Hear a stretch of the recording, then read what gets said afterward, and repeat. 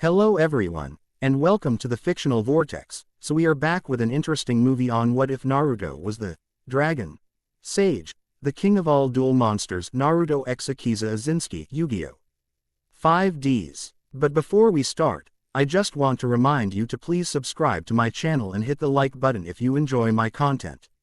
Let's start the story. Chapter 1. The Dragon's Arrival.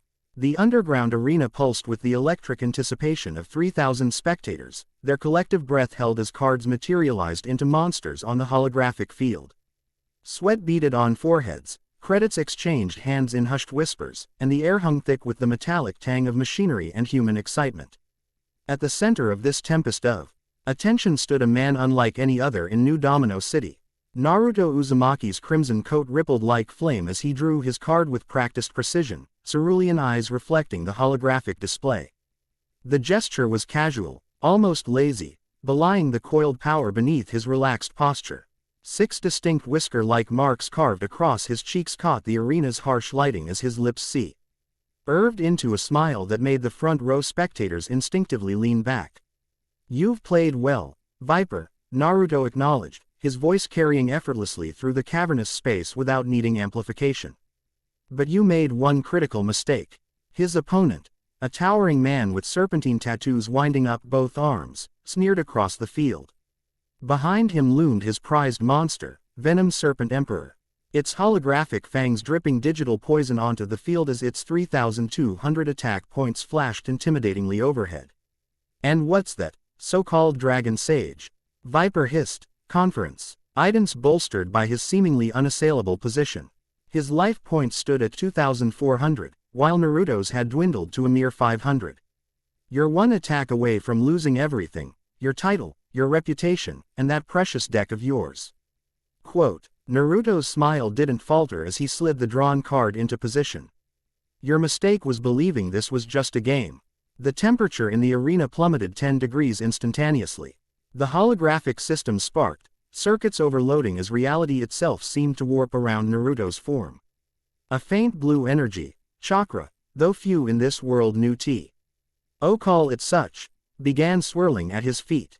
"I activate Dragon Sage Meditation," Naruto announced, his eyes shifting from blue to gold, pupils elongating into slits.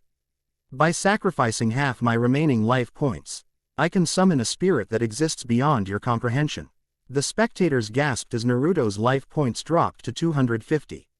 Many had heard rumors about the mysterious duelist who'd appeared in New Domino 2 years ago, whose monsters sometimes seemed more than mere holograms, but few had witnessed what came next. "I call upon you, ancient sage dragon of the azure skies." The air SPL. It opened above the arena as Naruto's chakra surged, forming complex patterns that resembled neither traditional shinobi hand signs nor standard dueling protocols. A seal of intricate design blazed into existence at his feet, spreading outward as the lights throughout the underground complex flickered and died. In the momentary darkness, something massive moved. When emergency lighting bathed the arena in crimson glow, collective gasps echoed through the chamber. Hovering above Naruto wasn't a hologram but a living, breathing dragon with scales the color of a perfect summer sky. Its wingspan stretched nearly wall to wall, causing maintenance workers to scramble backward as ancient eyes surveyed the crowd with unmistakable intelligence. That's impossible," Viper stammered, taking an involuntary step back. "The solid vision system can't produce effects like that." "I told you," Naruto replied, his voice deepening as sage energy coursed through his system. "This isn't just a game. In my world, the spirits in these cards are as real as you and I." The dragon roared, the sound reverberating through bone and sinew rather than merely assaulting eardrums. Several spectators clutched their chests, feeling the primal vibration on a cellular level.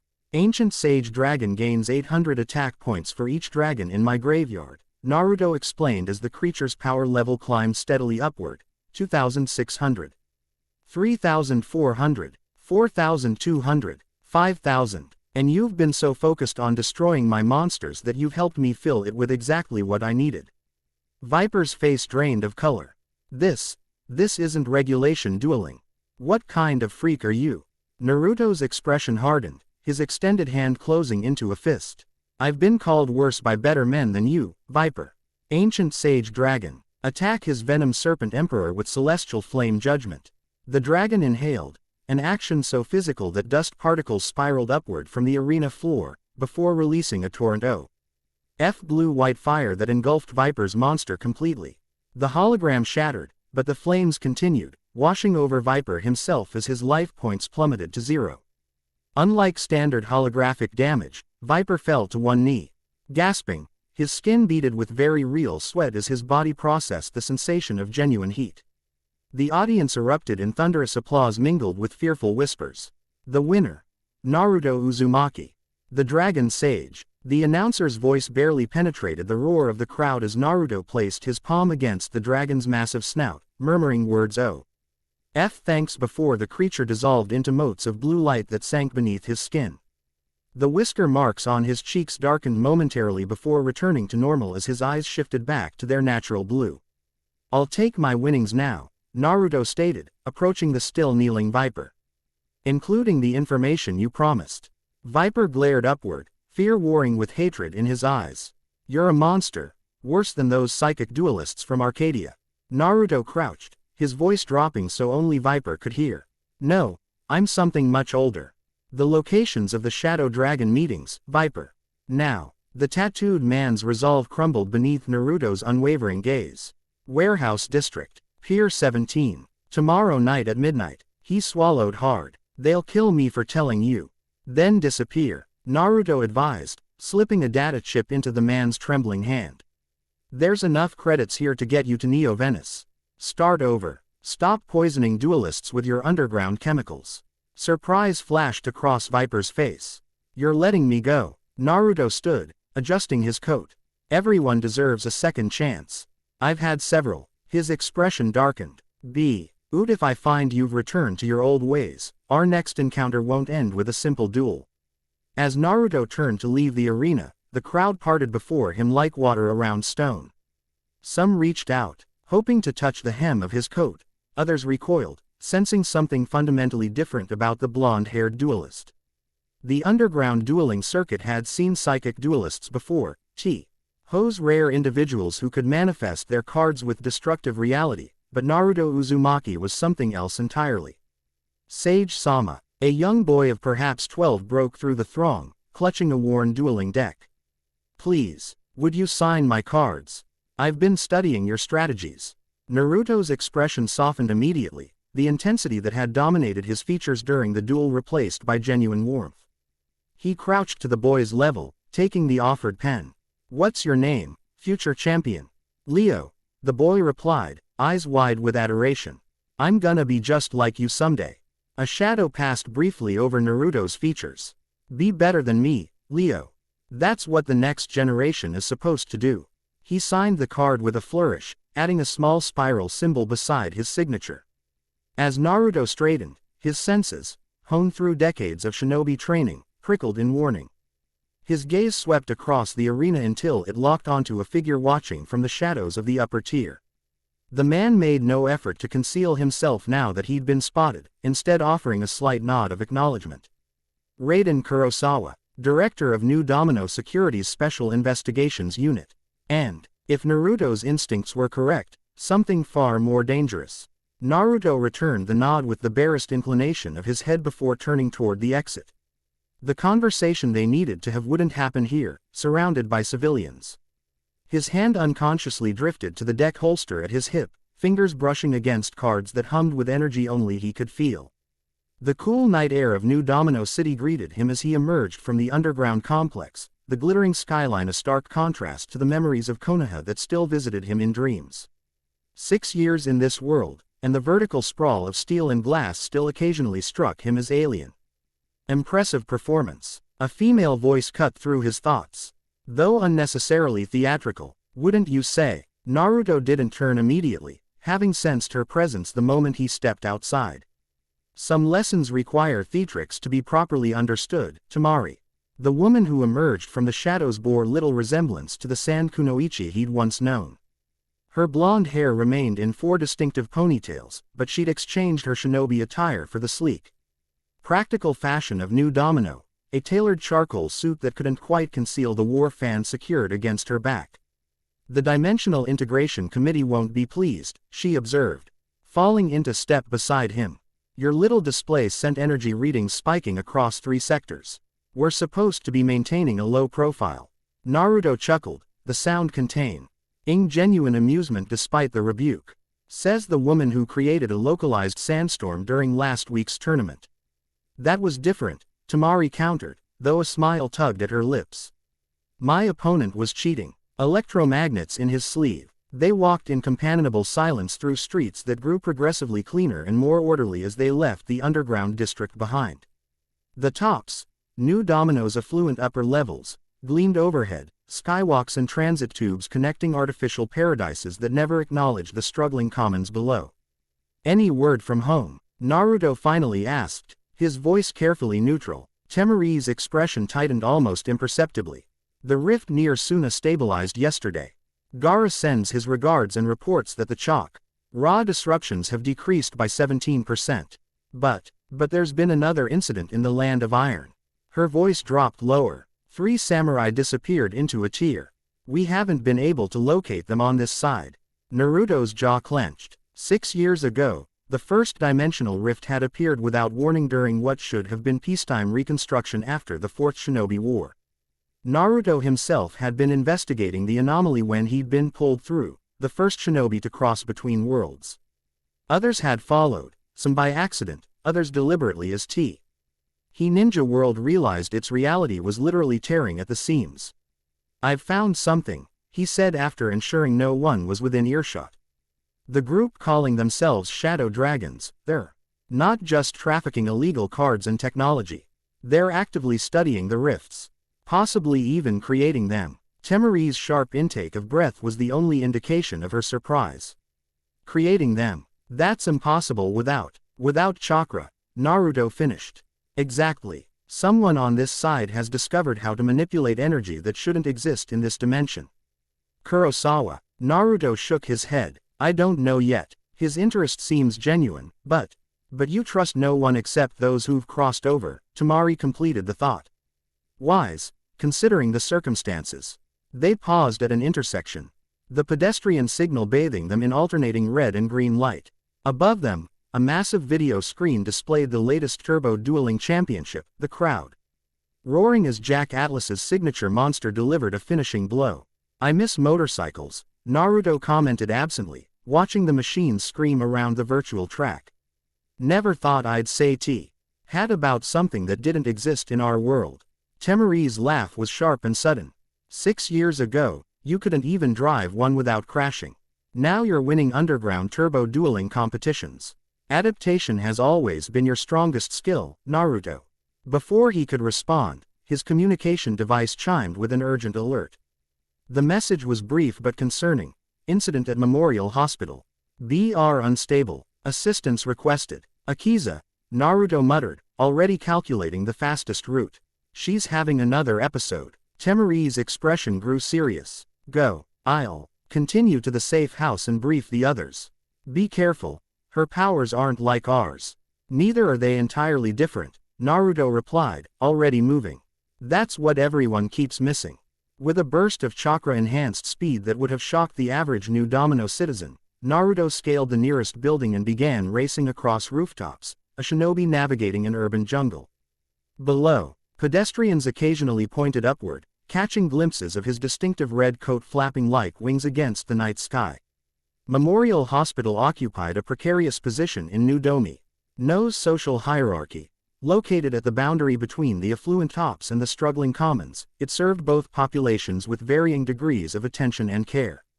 Naruto approached from the east, noting the unusual darkness surrounding the neurology wing on the 4th floor. Power outage. No. Targeted disruption. He slipped through an emergency access door on the roof, senses immediately assaulted by the chaos within. Alarms blared, medical personnel shouted contradictory instructions, and beneath it all, Naruto detected the distinctive energy signature he'd come to associate with psychic duelists: wild, untamed power seeking destructive release. Sir, you can't be here. A security guard attempted to intercept him, only to freeze when Naruto's eyes briefly flashed gold. I was called, Naruto stated, his tone brooking no argument. Doctor. Izinski requested my presence. Recognition dawned on the guard's face. You're him. The dragon sage. Where is she? Fourth floor isolation chamber. But it's not safe. The Black Rose Witch is. Naruto was already moving, taking stairs 3 at a time rather than waiting for elevators. The fourth floor corridor presented a scene. From a disaster zone. Shattered equipment, walls cracked by impact forces, medical staff huddled behind makeshift barriers. At the center of the destruction stood a hastily constructed isolation chamber. Its reinforced walls vibrating under repeated impacts from within. Dr. Hideo Izinski, a renowned neurosurgeon whose graying hair seemed to have advanced years beyond his age, spotted Naruto and hurried forward. Relief evident in his exhausted features. "Thank God you're here," he said, voice barely audible above the alarms. Akiza's control slipped during an experimental treatment.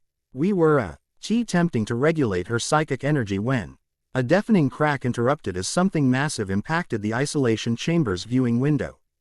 Through the spider-webbed glass, Naruto glimpsed a whirling vortex of rose petals surrounding a female figure, her face contorted in pain and rage. "How long has she been like this?" Naruto demanded, already removing his dual disc from its carrying case. 43 minutes, drive. Izinski replied, consulting a tablet whose screen kept flickering. "Longest episode yet. We've tried sedation, but the delivery systems can't penetrate the energy field she's generating." Naruto studied the situation with calculating eyes. "Clear the floor. Get everyone to a safe distance. But the monitoring equipment will be destroyed if we don't resolve this quickly," Naruto finished firmly. "Her power is still growing, Doctor. This isn't just about the hospital anymore." As if confirming his assessment, the entire building trembled, light fixtures swaying ominously. "Doctor." Izinski nodded reluctantly and began organizing the evacuation, his professional concern warring visibly with paternal worry. Alone in the corridor, Naruto approached the chamber door, resting his palm against the reinforced metal. Through it, he could sense the chaotic swirl of Akiza's power, not chakra, but something analogous, drawn from the same cosmic well but expressed through different channels. In this world, they called it psychic dueling energy. He called it pain given form. "Akiza," he said, pitching his voice to carry through the barrier. "It's Naruto. I'm coming in." No response came except another impact that dented the metal outward. Taking a deep breath, Naruto channeled Sage Chakra throughout his system, golden energy highlighting the whisker marks on his cheeks as his eyes shifted color. With this enhancement active, he grasped the mechanical lock and simply crushed it, the reinforced alloy yielding beneath his strength. The door swung open, releasing a hurricane of energy and rose petals that would have thrown a normal person across the corridor. Naruto leaned into it, chakra anchoring his feet to the floor as he advanced one measured step at a time. At the center of the maelstrom hovered Akiza Izinski, brilliant neurosurgeon, renowned duelist, and unwilling host to powers that had branded her the Black Rose Witch, in New Domino's fearful whispers. Her burgundy hair whipped around a face locked in anguished fury, golden eyes glowing with power she couldn't fully control. The distinctive hair clip that normally restrained both her bangs and her abilities lay shattered on the floor. "Akiza," Naruto called again, pushing forward against the psychic headwind. "Focus on my voice. You're safe." Safe. The word emerged distorted, her normally cultured voice overlaid with harmonic resonance. "I'll never be safe. They were going to cut into my brain." Understanding dawned as Naruto spotted the surgical equipment prepared on nearby trays. "They're trying to help you," he countered, taking another step forward. Around him, smaller objects began to disintegrate under the pressure of her power. "Help." Bitter laughter accompanied. "Need another surge of energy that cracked the reinforced ceiling. They want to dissect me." Study the freak. They've always wanted that. Naruto recognized the spiral, had experienced similar cycles of fear, rejection, and rage during his own childhood as Kurama's Jinchuriki. Words alone wouldn't reach her. He needed to establish a different kind of connection. Activating his dual disc with practiced precision, Naruto drew a single card from his deck. "Akiza Izinski," he announced formally, "I challenge you to a duel." The unexpected declaration cut through her rage momentarily, confusion replacing fury in her golden eyes. "What?" "A duel," Naruto repeated, holding up the card. One monster each. If I win, you allow your father to complete the treatment, with me present to ensure your safety. And if I win, the swirling energy diminished slightly as her intellect engaged with the proposition. I'll show you a different way to control your powers. No surgery required. For several heartbeats, the outcome balanced on a knife's edge. Then, with visible effort, Akiza extended her arm, her own dual disc activating through the psychic energy she commanded. One monster, she agreed, drawing a card without looking at it. My trusted servant versus yours. Naruto nodded, placing his card face down on the disc. Ready when you are, Dr. Izinski. Something flickered across her face at the formal address, a momentary recollection of her professional identity rather than the witch she became during these episodes. She placed her card on the disc with trembling fingers. I summon Black Rose Dragon. The chamber's remaining intact equipment sparked and failed as her signature monster materialized, not as a hologram, but as a physical manifestation of her psychic energy. The dragon's thorned body coiled protectively around Akiza, ruby eyes glaring at Naruto with shared hostility. A magnificent creature, Naruto acknowledged with genuine admiration. Powerful, misunderstood, and fiercely loyal, much like its mistress. His words seemed to confuse both dragon and duelist, the expected hostility meeting unexpected respect.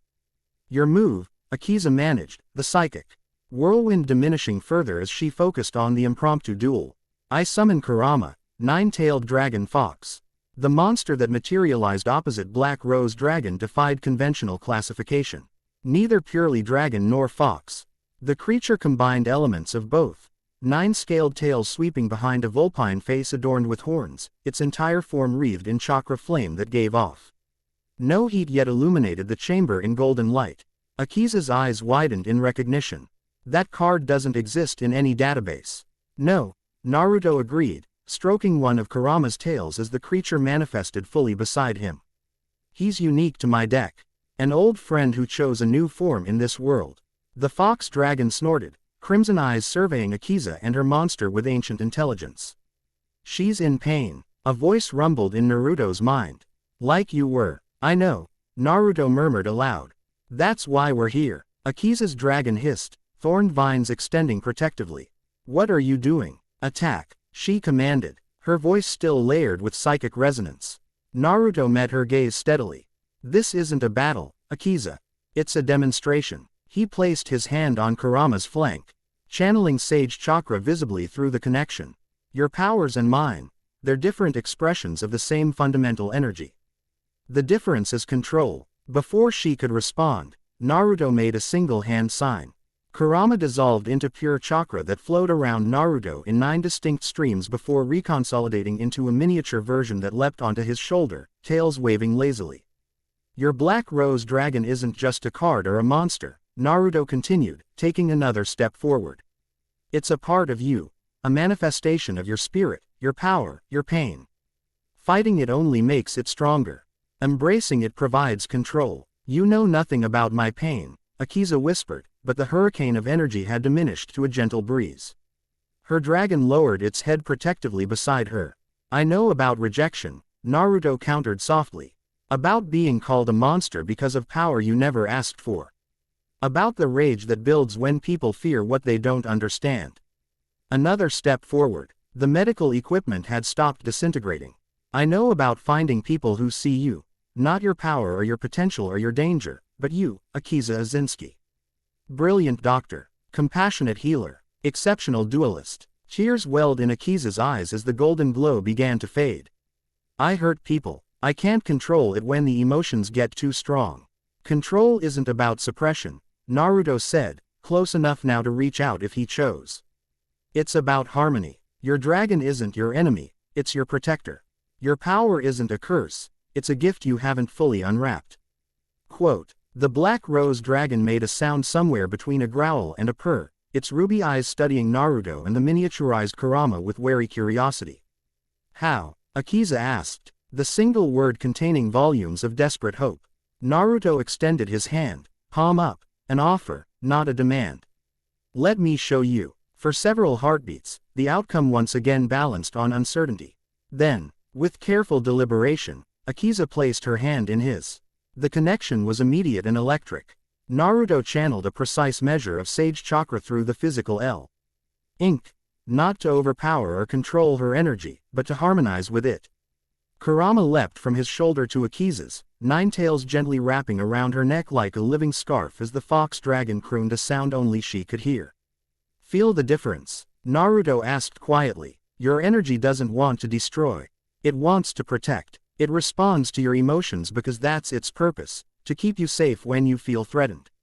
Akiza closed her eyes, tears streaming freely now as her breathing steadied. Above them, the black rose dragon's thorns gradually retracted, its posture shifting from aggressive to watchful. I've tried for so long to lock it away, she whispered. To be normal. Normal is overrated, Naruto replied with a gentle smile. Trust me on that. A tentative laugh escaped her lips, perhaps the first genuine expression of joy in months. The sound seemed to please her dragon, which lowered its massive head to nuzzle against her hair affectionately. The duel, she suddenly remembered. Who won? Naruto's smile widened. I'd say it was a draw. Both monsters are still on the field. So neither of your conditions applies. Or both do, he countered. Your choice, drive, Izinski. The formality brought her fully back to herself. The remaining psychic energy dissipated as Akiza squared her shoulders, professional composure reasserting itself despite her tears and disheveled appearance. Both, she decided with newfound certainty. I'll continue the treatment with my father, neural regulation, not suppression. And you'll teach me your control techniques. Her eyes met his directly. If you have the time, that is. I understand you're quite in demand, Dragon Sage. The title carried no fear or awe when she spoke it, only mild amusement and professional curiosity. Naruto felt Kurama rumble approval through their connection before the fox dragon dissolved into motes of light that sank beneath his skin. For a fellow healer, I'll make time. He bowed slightly, a gesture from his home world that felt appropriate. Though I should warn you, my teaching methods are somewhat unconventional. Says the man who challenged a psychic duelist mid-breakdown, Akiza observed dryly. Her own dragon faded gradually, leaving behind a lingering scent of roses. I'd be disappointed with anything conventional at this point. The door to the isolation chamber slid open, revealing Drive. Izinski's concerned face. Seeing his daughter calm and composed, relief washed over his features. Akiza, you're back. I never left, father, she replied, her voice containing new resolve. I just got a little lost in translation. She turned to Naruto. Thank you for your assistance, Mr. Uzumaki. I believe we'll be seeing more of each other. It wasn't a question, and Naruto didn't treat it as one. Count on it, doctor. Your dragons and mine have a lot to discuss. As medical staff cautiously re-entered to assess damages and resume treatment protocols, Naruto slipped away. His mission accomplished but his thoughts turbulent. Akiza Izinski represented something he'd suspected since arriving in this world, that the energy systems of both dimensions were connected. Different expressions of the same fundamental power. If he could help her master her abilities, it might provide insights into the dimensional rifts threatening both worlds. His communicator chimed as he reached the hospital roof. Temeri's coded signal requesting immediate contact. Something had happened during his absence. I'm here, he answered, voice low despite being alone. What's wrong? We've got visitors, Temari replied, her tone revealing nothing to potential eavesdroppers. One expected, one very much not. Naruto's pulse quickened. Friendlies. The expected one, yes. A pause, then carefully measured words. The unexpected one has eyes that would interest you greatly. Byakugan. Only one shinobi would have followed his dimensional trail so determinedly. Hinata's here, he breathed. A complex mixture of emotions washing through him. Yes, Temari confirmed. And she brings news from home that changes everything. How quickly can you get to the safe house? Nar. Yuto glanced toward the distant cluster of buildings that housed their secret base. 5 minutes at full speed. Make it 3. Raiden's people are on the move, and our window is closing. The connection terminated, leaving Naruto staring at the new domino skyline with renewed purpose. 6 years of exile, adaptation, and carefully constructed identity, and now the worlds were colliding faster than anyone had anticipated. He closed his eyes briefly, centering himself as sage chakra hummed through his system. When he opened them again, Gold had replaced blue, dragon energy merging with his natural abilities in perfect harmony. "Let's go, Kurama," he murmured to the spirit residing within.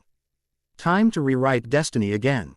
With a burst of speed that left only a golden afterimage, Naruto Uzumaki, the Dragon Sage, the king of duel monsters, the bridge between worlds, vanished into the night, racing toward a reunion that would alter the course of 2 dimensions forever. The Safe House OCC. UPIED 3 consecutive apartments in a nondescript building at the border between the commons and the abandoned industrial sector, a location chosen specifically for its unremarkable nature and the NDENCY of New Domino security to patrol elsewhere. Naruto approached cautiously, extending his senses to detect any surveillance or unexpected presences. Finding none, he pressed his palm against an unmarked scanner concealed behind loose brickwork. The security system, a hybrid of this world's technology and shinobi sealing techniques, recognized his chakra signature and disengaged with a barely audible click. "I'm home," he called softly as he entered through the kitchen window rather than the more obvious door. The apartment appeared normal: dingy furnishings, outdated appliances, peeling all paper, until Tamari emerged from the bedroom and pressed a specific sequence on a hidden panel. The entire back wall slid aside, revealing a sophisticated command center that would have impressed the most technologically advanced sectors of New Domino. 3 minutes and 17 seconds, Tamari noted, checking a digital display. "You're getting slower." "I took the scenic route," Naruto replied, his attention already fixed on the 2 figures waiting beyond. "Checked for tails." Tamari nodded approval. "Raiden's surveillance network has expanded. 3 new camera clusters identified since yesterday." Under normal circumstances, Naruto would have pursued that concerning development, but normal had evaporated the moment he laid eyes on Hinata Hyuga. 6 years had changed her, as they had changed him. The shy, gentle girl he remembered had matured into a woman whose posture radiated quiet confidence. Her traditional shinobi attire had been replaced by practical clothing that blended elements of both worlds: fitted pants that allowed free movement, a lavender jacket with subtle armoring, and fingerless gloves that left her hands free for gentle fist techniques.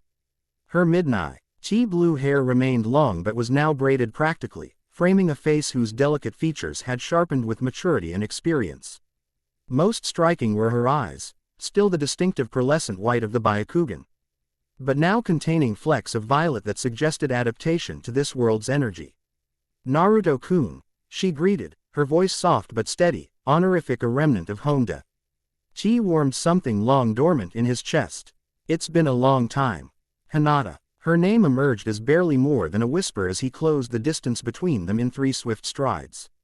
They didn't embrace. Too much time. Too many changes separated them, but their hands met in the space between, fingers intertwining with familiar certainty. "You're really here," he managed, searching her for signs of the dimensional transit's effects.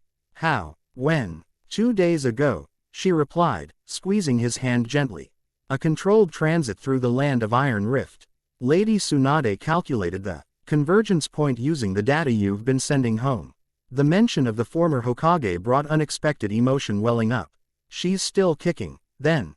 Bossing everyone around." Hinata's Il carried the warmth of shared memories. "Some things never change, even across dimensions. She sends her regards, along with this." From her jacket pocket, Hinata withdrew a small scroll sealed with the Hokage's personal mark. Naruto accepted it reverently, the tangible connection to home momentarily overwhelming his composure. "I hate to interrupt the reunion," interjected a male voice from the shadows. "But time is somewhat critical." Naruto's attention shifted to the other visitor, a tall, lean man with sharp features partially obscured by a high collar and tinted glasses. Shino Aburame had also changed.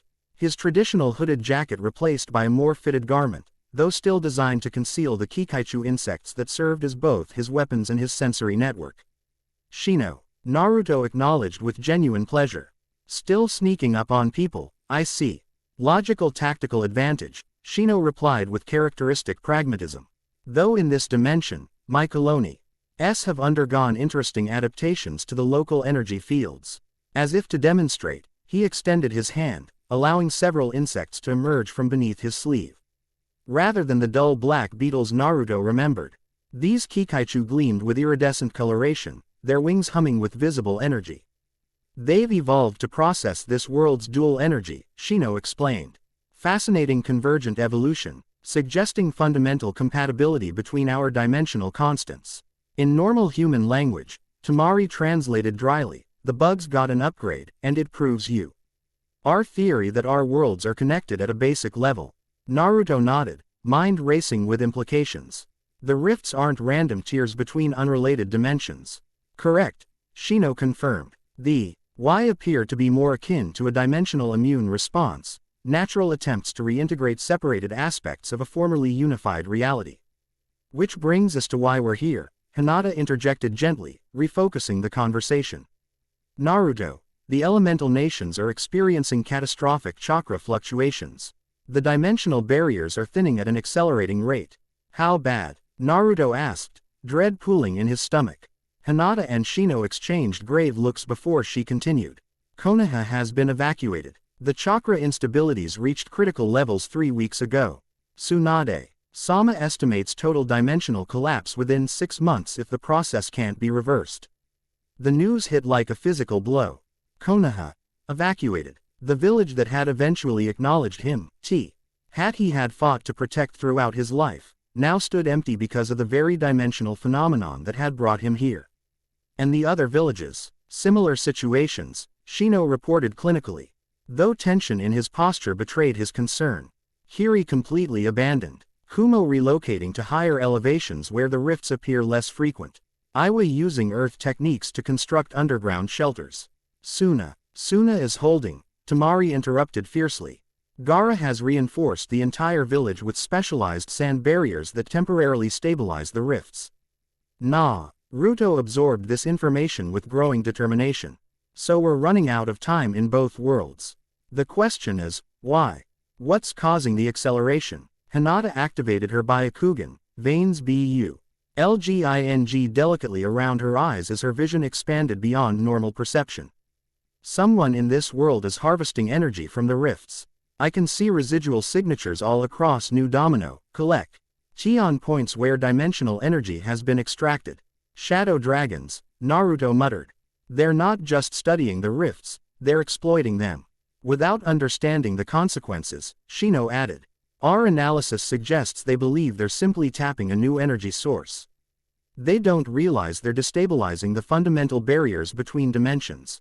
Tamari moved to a digital map displayed on one of the command center's screens.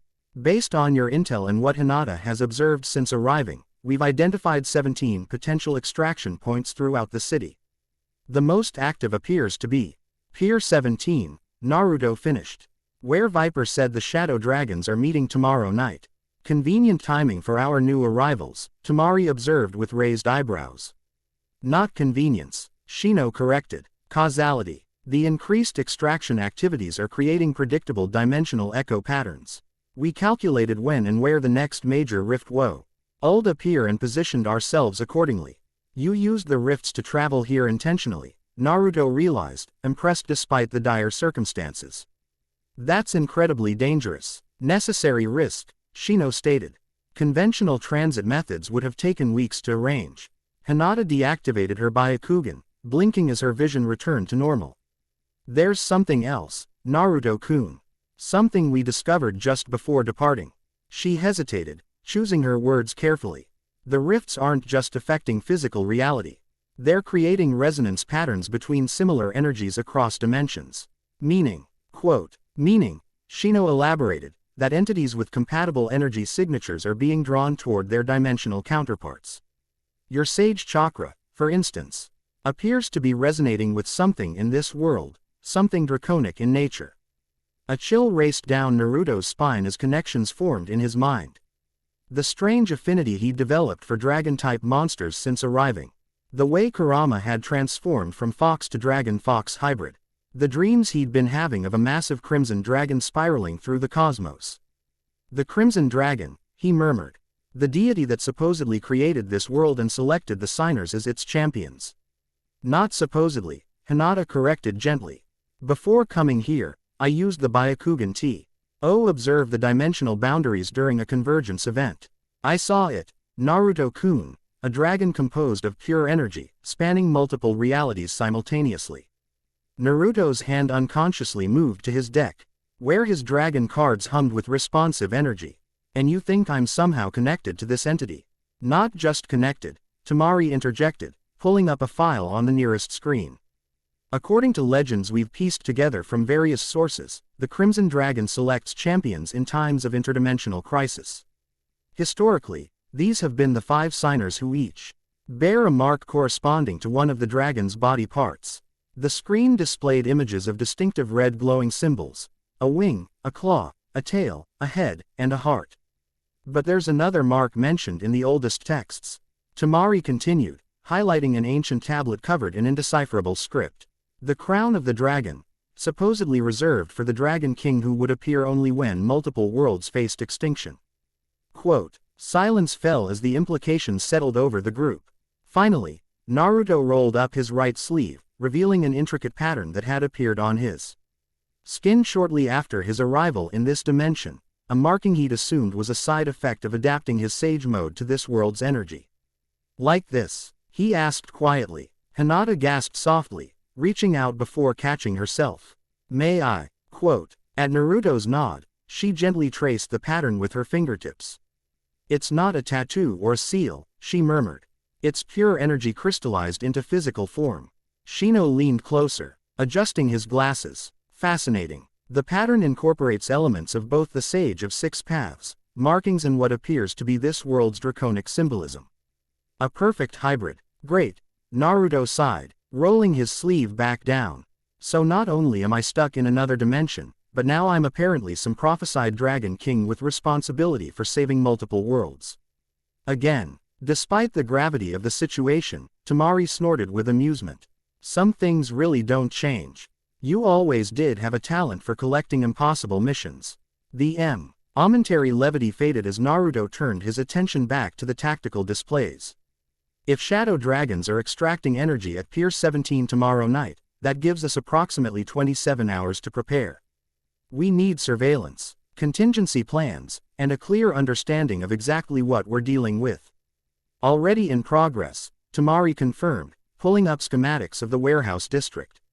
I've deployed sensor arrays disguised as maintenance equipment throughout the area. We'll have real-time data on energy fluctuations and personnel movements. I can provide additional surveillance, Shino offered. My Kikaichu can cover the approaches without detection. Hinata stepped forward, determination evident in her stance. I should conduct a preliminary Byakugan sweep tonight. Ith my enhanced perception in this world, I can map the entire facility and identify any hidden energy extraction equipment. Naruto studied each of them, seasoned shinobi who had crossed dimensions to fight alongside him once more. The weight of responsibility settled across his shoulders, familiar yet heavier than before. This wasn't just about saving his home village or even his home dimension anymore. 2 entire realities hung in the balance. We'll need additional resources, he decided.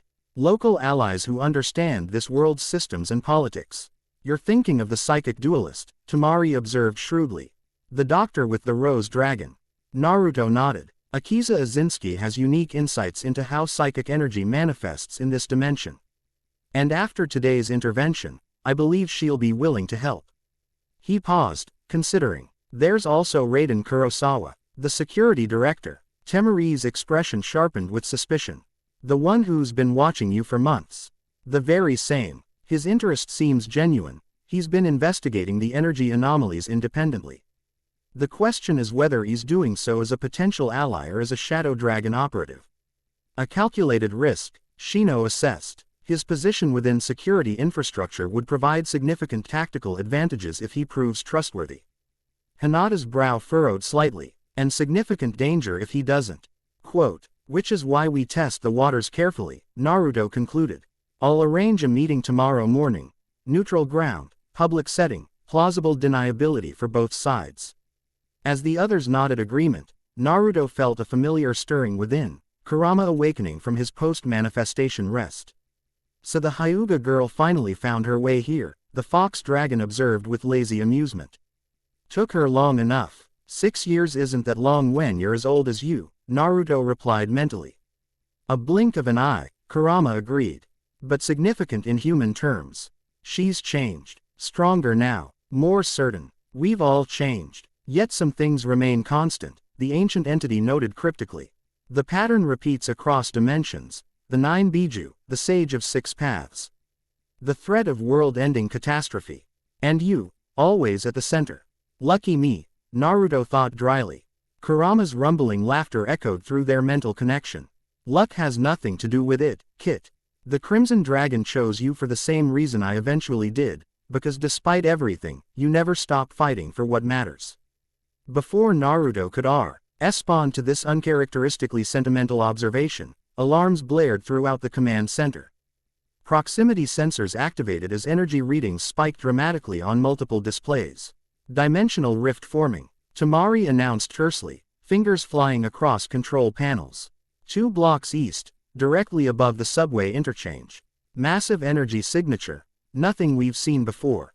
Hinata's Byakugan activated instantly, her enhanced perception stretching beyond the confines of their hideout.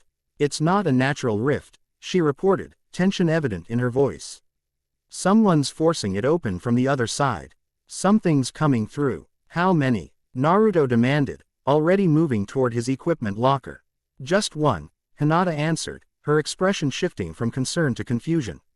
But the chakra signature is impossible. Shino's insects swarmed agitatedly around him. Clarify. Impossible. It's too large, too powerful to be human, Hinata explained. Yet it has a controlled, intentional pattern. Almost like a tailed beast, Naruto finished, sudden understanding dawning. But that's not possible. The Biju were sealed after the war, their chakra discs tributed to maintain dimensional balance. Not all of us, Kurama growled within him. I sense my kin. One thought lost forever. Before anyone could respond, a deafening roar shattered the night, primal, ancient, and unmistakably draconic. The building trembled as windows throughout the district exploded inward. Seal the command center, Naruto ordered, chakra already swirling visibly around his form. Maintain communications but lock down all sensitive data. If this goes badly, you'll need to implement contingency protocols. You're not facing this alone, Hinata stated firmly, moving to his side. We just got here, Shino added pragmatically. Dying immediately would be inefficient. Despite everything, Naruto found himself smiling, a genuine expression that reached his eyes for the first time since hearing about Konoha's evacuation. Then let's go welcome our unexpected guest. Together, as they moved toward the exit, Tamari called after them. Try not to destroy half the district this time, Naruto. We just finished paying for the last reconstruction. No promises, he replied, the golden glow of Dragon Sage mode illuminating his features as he prepared to confront WH. A Tiver impossible entity had breached the dimensional barriers. In that moment, surrounded by friends from his past, facing an unknown threat to his adopted home, balanced between worlds on the edge of catastrophe, Naruto Uzumaki felt something he hadn't experienced in years. He felt alive. Chapter 1 End Chapter 2, The Black Rose's Thorns. The scent of antiseptic couldn't quite mask the underlying aroma of fresh coffee as Dr. Akiza Izinski moved through Memorial Hospital's neurology department. Her burgundy hair was pulled back in a practical twist, white coat pristine, and her expression betrayed nothing of the previous night's events. To anyone observing, nurses, patients, fellow doctors hurrying past with charts, she appeared the consummate professional, focused, composed, untouchable. Only the faint shadows beneath her amber eyes hinted at inner turmoil. Dr. Izinski, a resident approached, tablet in hand and anxiety evident in his posture. The Matsumoto results are ready for review. Akiza accepted the tablet with a small nod, scanning the brain scan imagery with practiced precision. Increased activity in the temporal lobe, consistent with our earlier findings. Schedule another scan for Thursday. And adjust the medication dosage according to Protocol B. Yes, doctor. The resident hesitated, clearly wanting to say more. Akiza's gaze lifted from the tablet, one eyebrow arching slightly. Something else. Dr. Chen. The young man shifted uncomfortably. There are rumors about what happened last night in the isolation ward. People are saying. People always talk. Drive. Chen. Akiza's tone remained clinical, though something dangerous flickered in her eyes. I suggest focusing on medicine rather than gossip. Our patients deserve nothing less. The rebuke landed precisely as intended. The resident murmured an apology and retreated, leaving Akiza alone in the corridor. She allowed herself 3 seconds, counted precisely in her head, to close her eyes and center herself before continuing toward her office. 3 seconds of weakness, no more. Her workspace reflected her compartmentalized approach to life. Immaculately organized desk, medical journals arranged by specialty and date. A single photograph of her parents in a simple frame, and nothing else personal except a small potted rose plant by the window. The plant represented her one concession to sentiment. Roses had always calmed her, even before they became associated with her dueling identity. Akiza locked the door behind her and moved to the window, gazing out at New Domino's gleaming skyline. Sunlight glinted off distant Duel Academy towers, a sharp contrast to the utilitarian architecture of the hospital district. Without conscious thought, her hand moved to her lab coat pocket. Fingers brushing against the hard edges of her deck case. Always there, always waiting. The events of the previous night replayed in her mind with the clarity that both blessed and cursed her analytical intellect.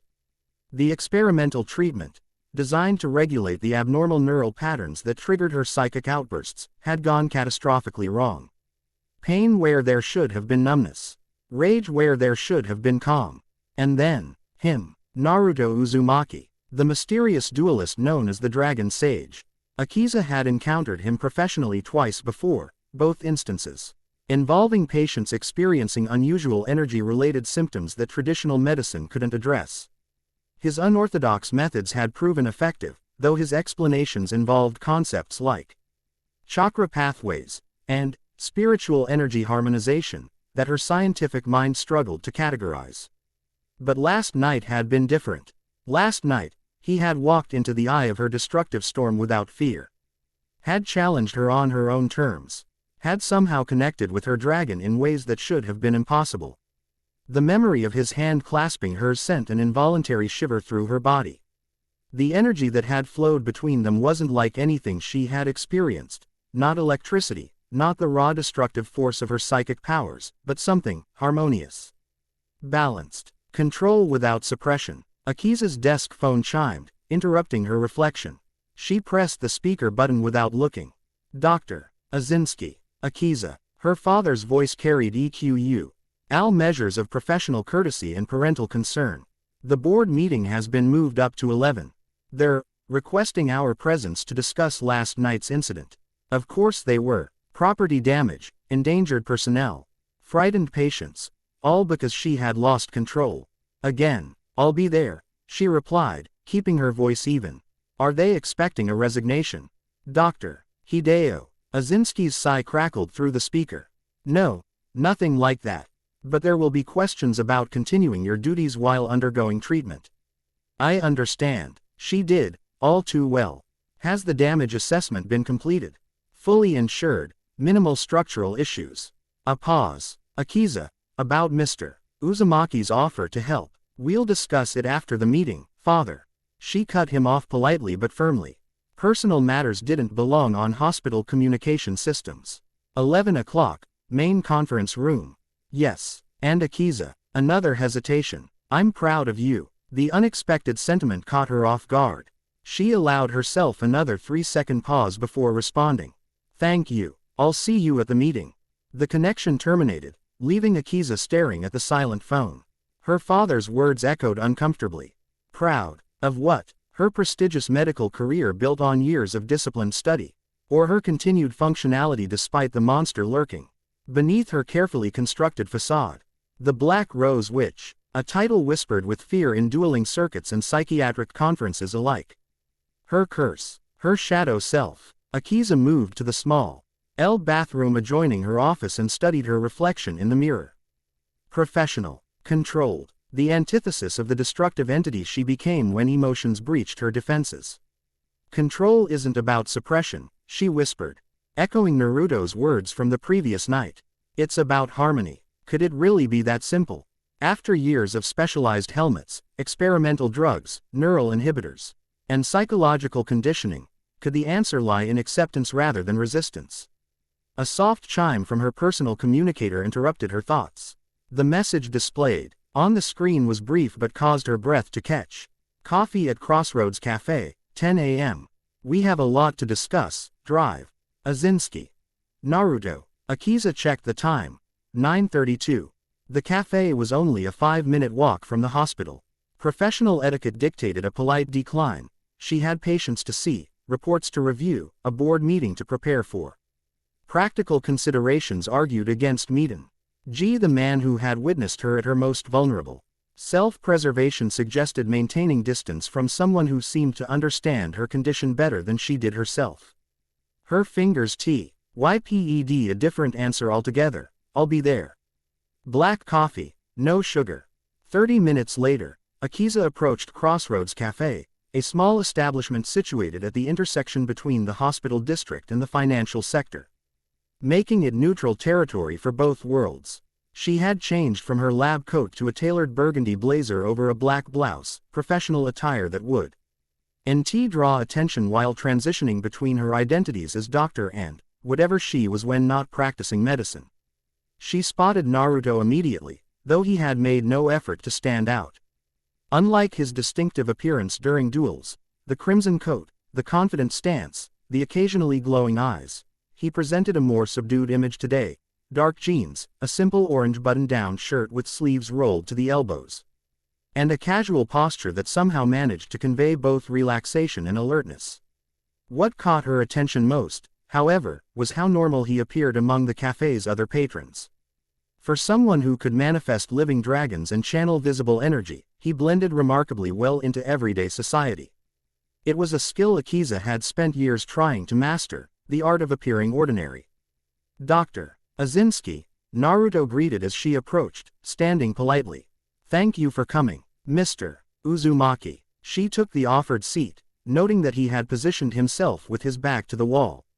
A clear view of all entrances, and minimal exposure to outside windows. Not paranoia, tactical awareness. Interesting. I have 38 minutes before I need to return for a meeting. Then I'll be concise. He pushed a steaming mug toward her, black coffee, as requested.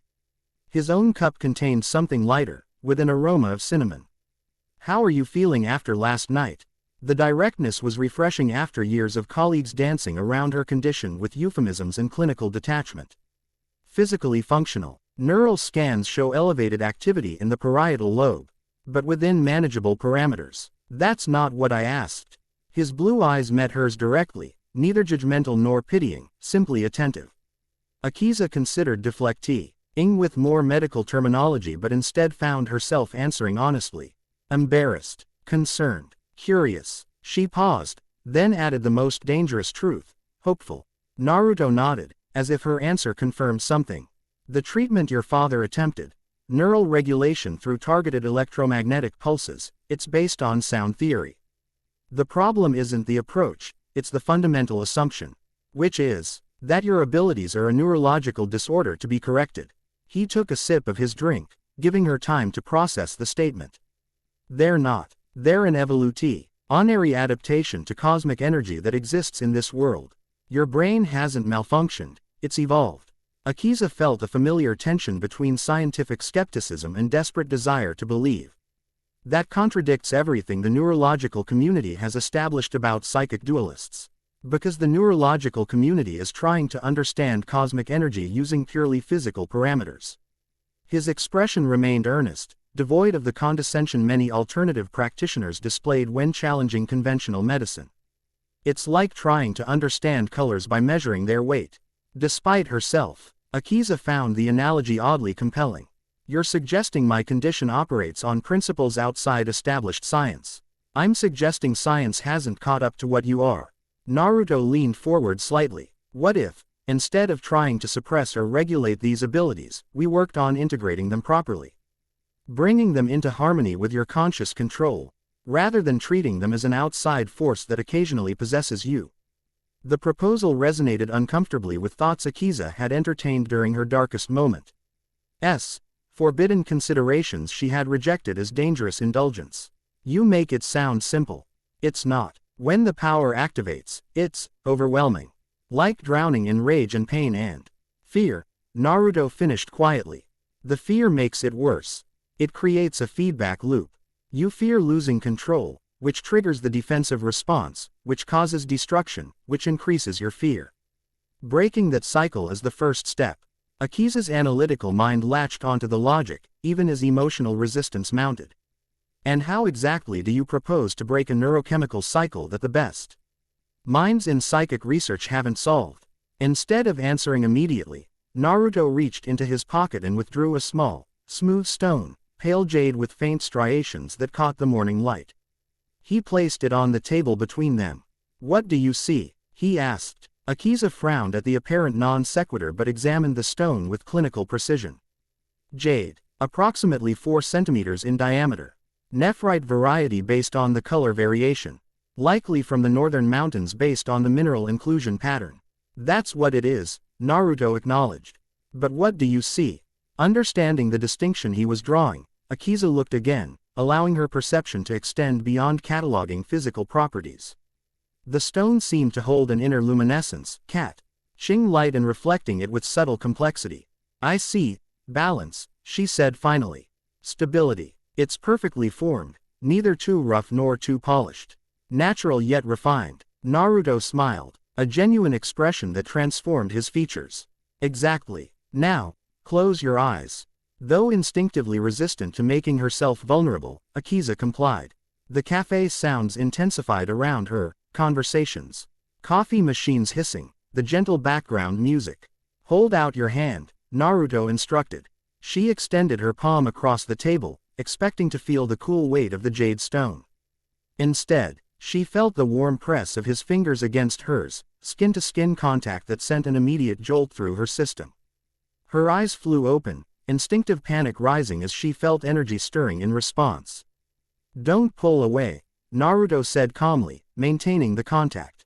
Notice what's happening. Really observe it. Fighting years of conditioned response, Akiza forced herself to analyze rather than react. The energy wasn't surging destructively as it typically did when emotions intensified. Instead, it seemed to circulate between them, flowing from her to him and back again in a continuous loop. What are you doing? She whispered, fascinated despite her apprehension. Showing you what harmony feels like. His voice remained steady, anchoring. This is chakra, my energy, meeting yours and finding resonance rather than resistance. I'm not blocking or suppressing your power, I'm matching it, balancing it. The sensation was extraordinary, like discovering a new sense she hadn't known existed. For years, her psychic energy had felt like a wild current threatening to electrocute her from within. This felt like breathing. Natural, rhythmic, controlled without constriction. Can you feel the difference? Naruto asked. Yes, Akiza admitted, voice barely audible. It's peaceful. That's what integration feels like. He slowly withdrew his hand, and Akiza was surprised to find the harmonious sensation persisted for several seconds before gradually fading. Your power isn't your enemy, drive. Izinski. It's a part of you that needs recognition, not rejection. The scientific part of Akiza's mind immediately began formulating explanations. Shared electromagnetic fields, synchronized neural oscillations, placebo effect amplified by expectation. But another part, the part that connected with her black rose dragon in ways science couldn't quantify, recognized a deeper truth in his words. How did you learn to do this? She asked, genuine curiosity replacing defensive skepticism. A shadow crossed Naruto's features, brief but noticeable. In my homeland, I also struggled with power I didn't understand. Energy that could protect or destroy, depending on my emotional state. I learned through necessity, trial and error, and eventually guidance from people who saw my potential rather than my danger. The parallel to her own experience was striking. Though Akiza noted the deliberate vagueness regarding his origins. Another mystery surrounding the enigmatic dragon sage. You're offering to teach me, she stated rather than asked. I'm offering to guide you, he corrected. The mastery has to be yours. I can show techniques, principles, exercises, but ultimately, this is about you establishing a new relationship with your own abilities. Akiza glanced at her watch. 17 minutes before she needed to leave. Time enough for one crucial question. Why? She asked bluntly. You barely know me. My condition isn't your responsibility. What do you gain from this arrangement? For the first time, Naruto appeared momentarily taken aback by her directness. Then he laughed, a genuine sound containing equal parts surprise and appreciation. Direct and perceptive, he observed. I respect that. He considered his answer carefully before continuing. 3 reasons. First, pragmatic self-interest. Your abilities at full potential will be tremendously valuable in addressing certain situations I'm investigating. Second, professional curiosity. Your psychic energy manifests differently from what I'm familiar with and understanding. Those differences could provide insights into larger patterns. He paused, and something in his expression shifted toward unexpected vulnerability. Third, I remember what it's like to be feared for something you never chose to be. To have people look at you and see only destructive potential, never the person beneath it. No one should face that alone if they don't have to. The honesty in his voice struck Akiza more powerfully than any practiced persuasion could have. For years, she had built walls around herself, professional detachment, intellectual superiority, careful control, all to avoid the painful rejection that had followed her since childhood.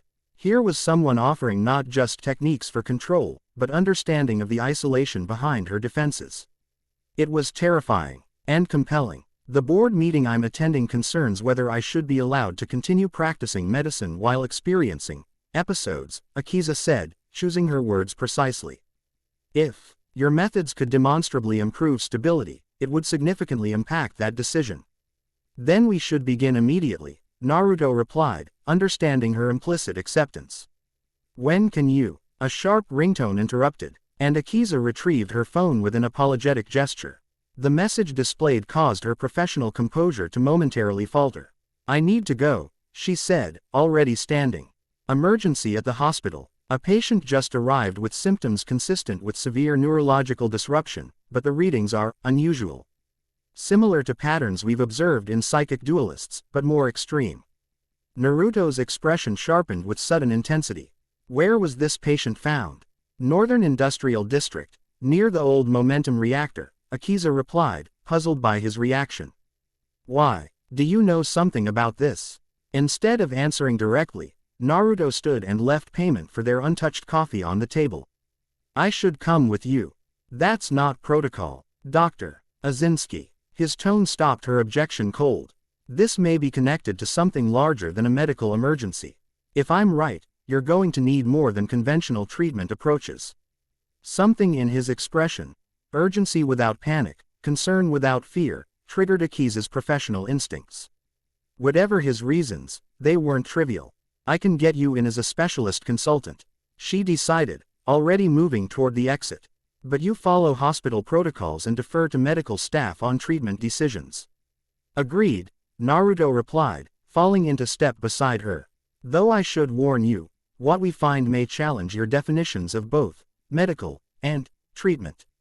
15 minutes later, they arrived at Memorial Hospital's emergency department, a controlled chaos of medical personnel, monitoring equipment, and urgent voices. Dr. Hideo Izinski met them at the secure entrance, surprise registering briefly at Naruto's presence before professional concerns took precedence. Male patient, approximately 30 years old, found unconscious near the abandoned momentum reactor, he explained as they moved briskly through the corridor. Severe neurological anomalies, fluctuating vital signs, and, most concerning, energy readings that don't match any known pattern in our database. Energy readings? Akiza questioned, accepting the tablet her father handed her. Since when does emergency assessment include energy metrics? Since 3 similar cases appeared last month, her father replied grimly. All with identical circumstances, found near-dimensional weak points, exhibiting neurological disruption, and emitting energy signatures that damaged our equipment. Akiza studied the data with growing concern. The patterns were like anything in medical literature. Brainwaves oscillating at impossible frequencies, cellular activity accelerated beyond sustainable levels, and energy emissions that didn't correspond to any known biological process. The other cases, she asked, professional focus momentarily overriding her awareness of Naruto walking silently beside them. Outcomes. Her father's expression tightened. 2 deceased within hours of admission. 1 still in coma, showing progressive cellular deterioration. We've tried everything from experimental psychic dampening fields to molecular stabilization therapy. Nothing works. It's as if they're unraveling at a quantum level. They reached the isolation unit, a specialized section of the hospital designed to contain patients whose conditions might pose risks to others. Through the observation window, Akiza could see medical staff working around a man strapped to a bed, his body periodically convulsing as monitoring equipment registered alarming spikes. "May I?" Naruto asked, gesturing toward the data tablet. Akiza hesitated only briefly before handing it to him. His eyes scanned the information with surprising speed and comprehension, his expression growing increasingly grave. "This isn't a medical condition," he stated quietly. "At least, not one originating in this dimension." Both Izinskis stared at him, professional skepticism warring with the evidence of their own observations. "Explain," Akiza demanded, neither accepting nor rejecting his assessment. "These energy signatures," Naruto indicated specific patterns on the display. "They're consistent with dimensional transit trauma, cellular disruption caused by passing through reality barriers without proper preparation or protection." "Dr. Hideo frowned. "You're suggesting this man somehow traveled between dimensions?" "That's the only explanation that fits all observed phenomena," Naruto completed firmly. "The location where he was found corresponds to a known dimensional weak point. The neurological patterns show classic signs of cognitive dissonance between incompatible reality frameworks. And these energy emissions," he highlighted a particular reading, "aren't random deterioration. They're attempts by his native dimensional frequency to reassert itself." Akiza studied Naruto with new intensity. His explanation was delivered with the confidence and precision of a specialist in an established field.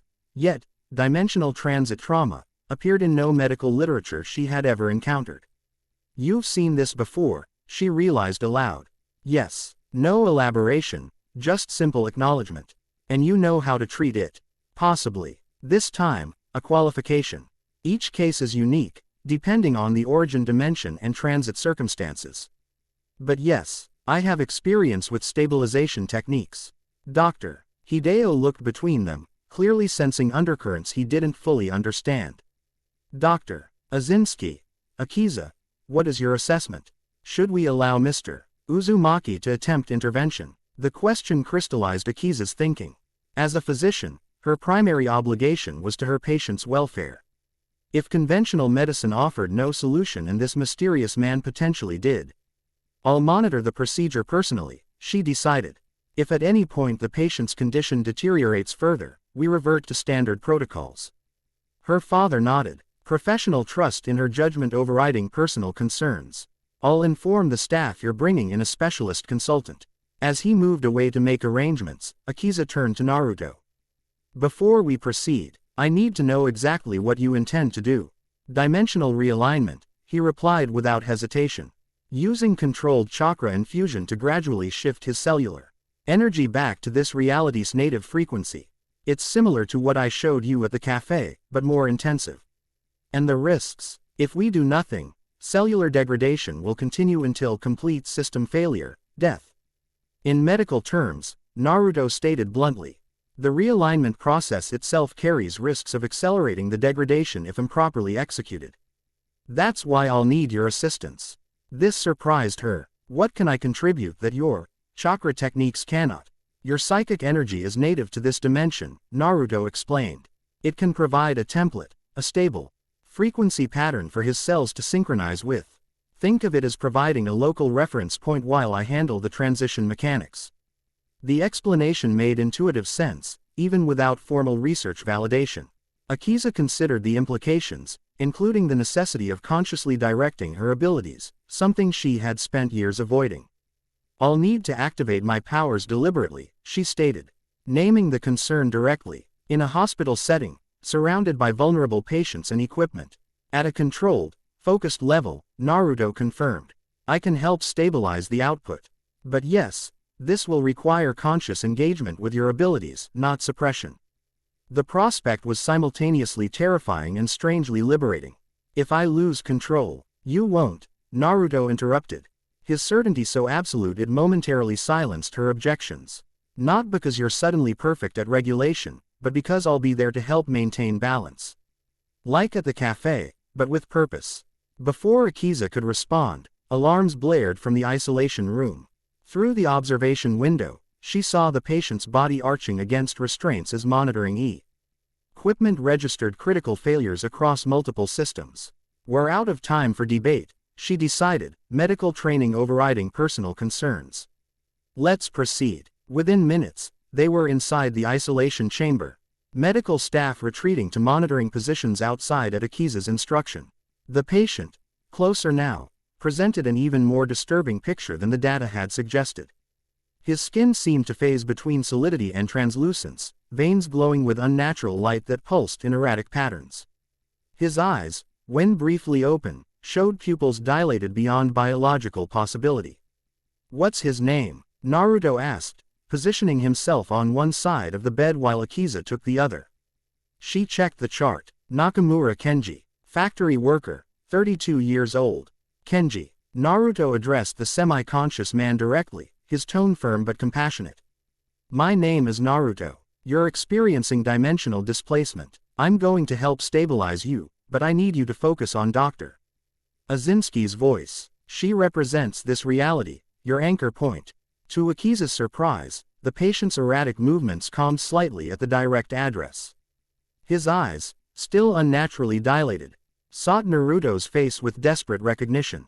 The tear, he whispered, voice distorted as if multiple sound frequencies overlapped. I saw impossible things.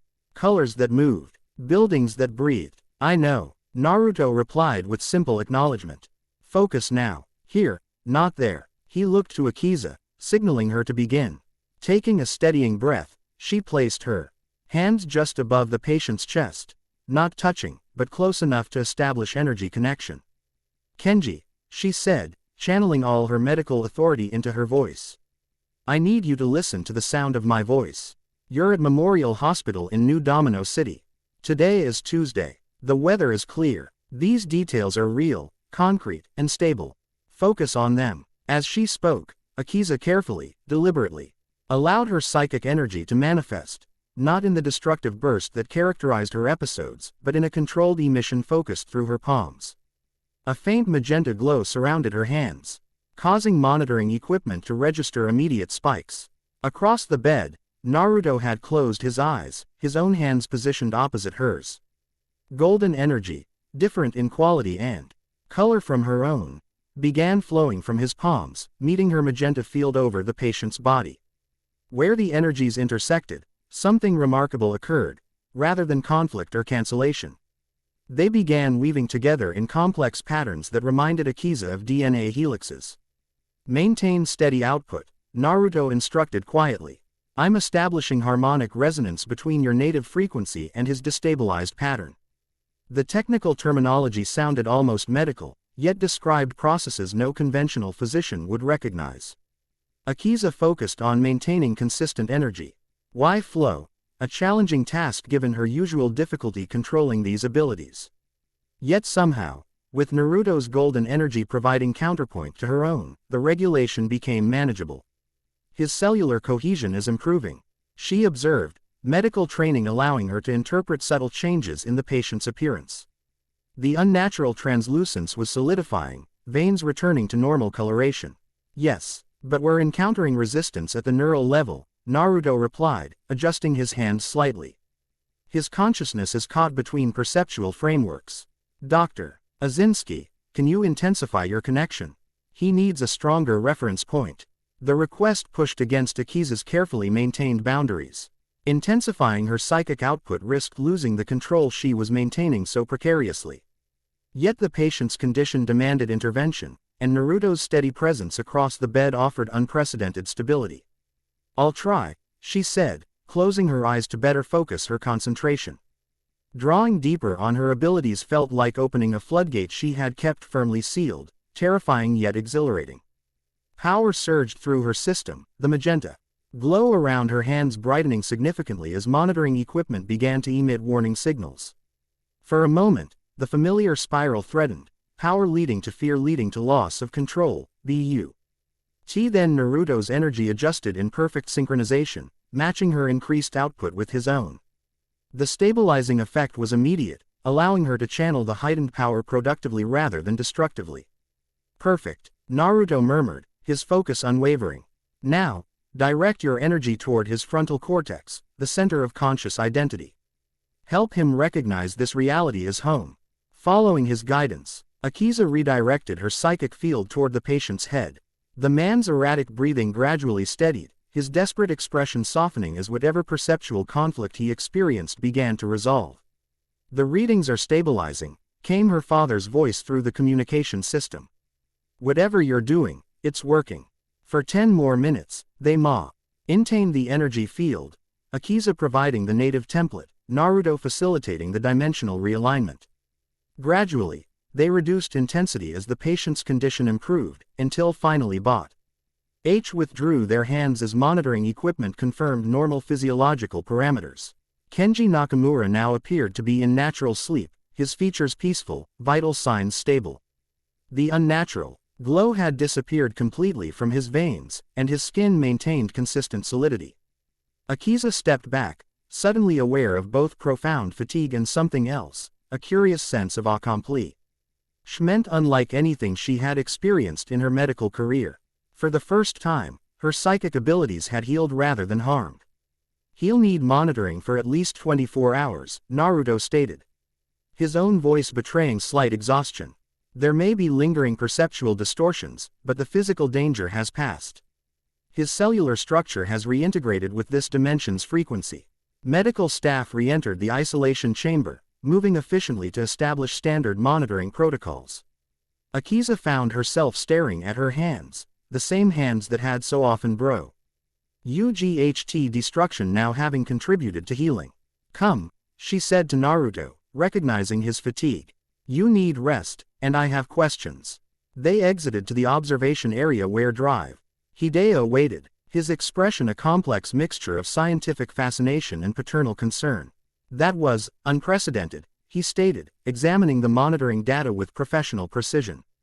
Complete stabilization of what appeared to be terminal cellular degradation. If these readings are accurate, Mr. Nakamura has better cellular integrity now than baseline human standard. Side effect of the realignment process, Naruto explained. Accepting the chair Akiza indicated. The harmonic stabilization optimizes molecular cohesion temporarily. It'll normalize within approximately 72 hours. Dr. Hideo regarded the younger man with newfound respect and curiosity. You speak of these extraordinary processes with remarkable familiarity, Mr. Uzumaki. May I ask where you received your training in dimensional medicine? A shadow passed across Naruto's features, the same fleeting darkness Akiza had noticed during their cafe conversation when his origins were referenced. Experience rather than formal training, he replied after a moment's consideration. Though I've had excellent teachers. Before her father could press further, Akiza intervened.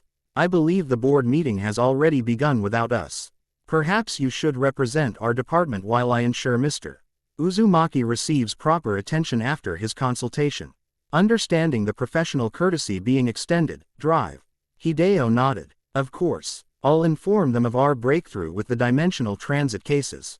He hesitated, then added more quietly, this changes the entire context of your situation, Akiza.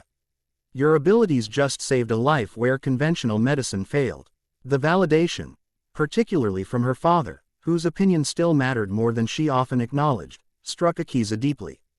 As he departed for the meeting, she turned to Naruto, who was watching her with quiet assessment.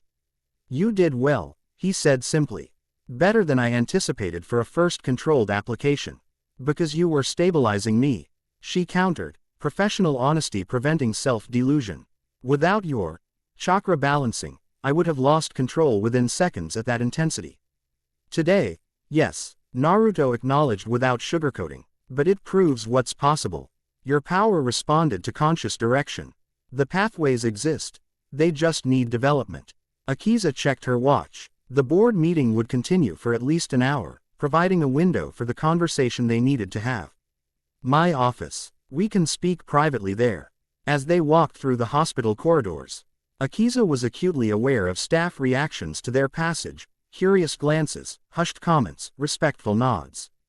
Word traveled quickly in medical settings, and their successful intervention with a previously untreatable condition had already entered the institutional grapevine. Her office provided welcome sanctuary from observation. Once inside, Akiza activated the privacy protocols she had installed years ago, originally to contain potential psychic outbursts, but now serving to ensure confidential conversation. Dimensional transit trauma, she began without preamble, leaning against her desk while Naruto took the visitor's chair. A condition that doesn't exist in any medical literature, yet you treat it with the confidence of a specialist.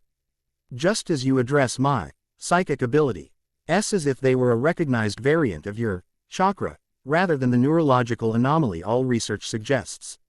She fixed him with a direct gaze that had intimidated resident physicians into tears. You're not from here, are you? And I don't mean New Domino City. To his credit, Naruto neither flinched nor fabricated. He met her gaze steadily, considering his response with care rather than haste. No, he finally confirmed. I'm not. Where, then? Another dimension. One where energy manifests differently, where what you call psychic powers are understood as chakra manipulation. And where dimensional boundaries were once thought impermeable until they began breaking down 6 years ago. The statement should have sounded delusional. Yet Akiza had just participated in Triton. A man whose condition defied conventional medical explanation had channeled energy alongside this strange man who seemed to understand her abilities better than she did herself. Evidence and experience argued against immediate dismissal. You came through one of these dimensional tiers, she surmised, pieces connecting in her analytical mind. Like Nakamura, but intentionally. Successfully. Not exactly intentionally, Naruto corrected, a hint of rueful humor crossing his features. I was investigating anomalies on my side when a rift expanded unexpectedly. But yes, I survived transit. Intact because my chakra naturally stabilized the dimensional shift. And these rifts, they're increasing. That's why we're seeing more cases like Nakamura. Naruto nodded, his expression growing more serious. They're symptoms of a larger problem. The boundaries between dimensions are weakening. What started as pinpoint tiers has progressed to widening breaches. If the degradation continues at current rates. He didn't finish the sentence. He didn't need to. Akiza's scientific mind extrapolated the implications immediately. Cascading dimensional collapse, reality frameworks disintegrating. Potentially catastrophic consequences for both worlds. The Shadow Dragon organization, she said, connecting another piece. They're involved somehow. Surprise flickered briefly across Naruto's face. You know about them. I treat victims of underground dueling circuits, Akiza replied matter-of-factly. Many report new management, with that name taking control of previously independent operations. They're particularly interested in duelists with psychic abilities. Her eyes narrowed slightly. Like me, they're not just running illegal dueling operations, Naruto confirmed. They re-harvesting energy from dimensional weak points and experimenting with forced breaches. That's likely what affected Nakamura. He wandered into an active extraction zone.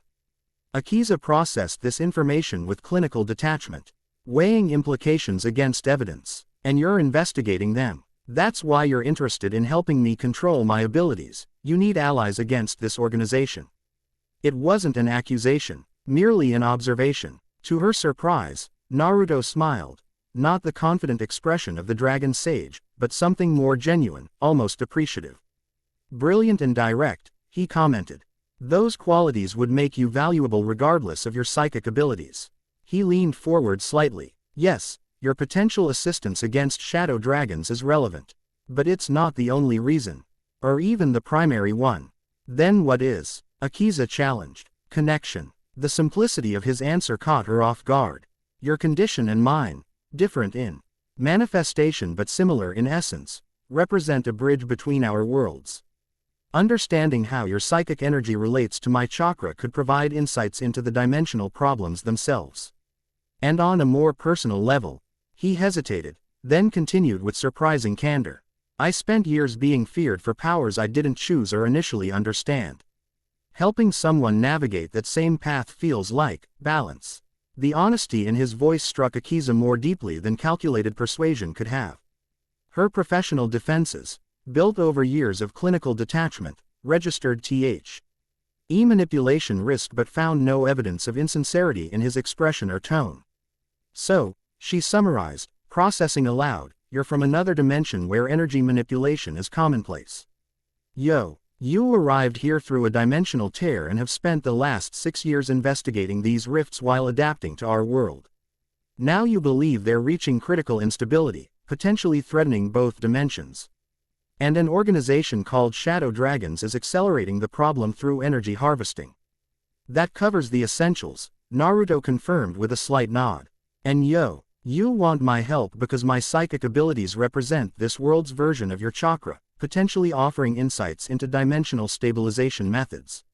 "Yes, and because you deserve to understand your own powers rather than fear them." Akiza moved to the window, gazing out at the city she had called home her entire life. New Domino, with all its contradictions, inequalities, and complexities, represented everything she knew. The notion that it existed as just one reality among many, potentially threatened by dimensional collapse, seemed simultaneously absurd and terrifyingly plausible after what she had witnessed. "I have obligations," she said finally. "Patience, research, professional responsibilities." "I understand," Naruto replied, no pressure in his tone. "I'm not asking you to abandon your life. Just to consider working with me to understand these connections. The training I mentioned, to help you integrate your abilities, would happen regardless. This additional dimension just provides context." Akiza turned back to face him, clinical assessment in her gaze. "You're not telling me everything." It wasn't a question, and Naruto didn't treat it as one. "No," he acknowledged, "some information isn't mine alone to share. There are others involved, other considerations. But I've told you nothing false." The qualification was precisely what a rational person would offer, not complete transparency. Which would be naive given the circumstances, but a commitment to truthfulness within necessary boundaries. It struck Akiza as refreshingly honest compared to the false certainties often presented in both medical and dueling circles. Before she could respond, her private communication device chimed with an urgent alert. The message displayed caused her professional composure to momentarily falter. "There's been an incident at the Daimon area dueling arena," she reported, already reaching for her coat. "Multiple injuries reported, with descriptions matching psychic dueling damage. They're requesting specialized medical response." Naruto stood immediately. Shadow Dragons have been recruiting in that area. This could be connected, or it could be an ordinary underground dueling accident. Akiza countered, though without conviction. "Either way, I need to respond as a physician. I'll accompany you," Naruto stated rather than asked.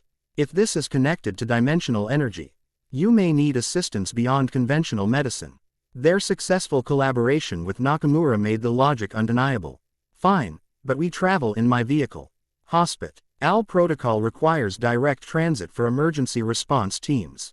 20 minutes later, Akiza guided her medical response unit, a specialized vehicle equipped with neurological stabilization equipment, through New Domino's congested streets toward the Daimon area.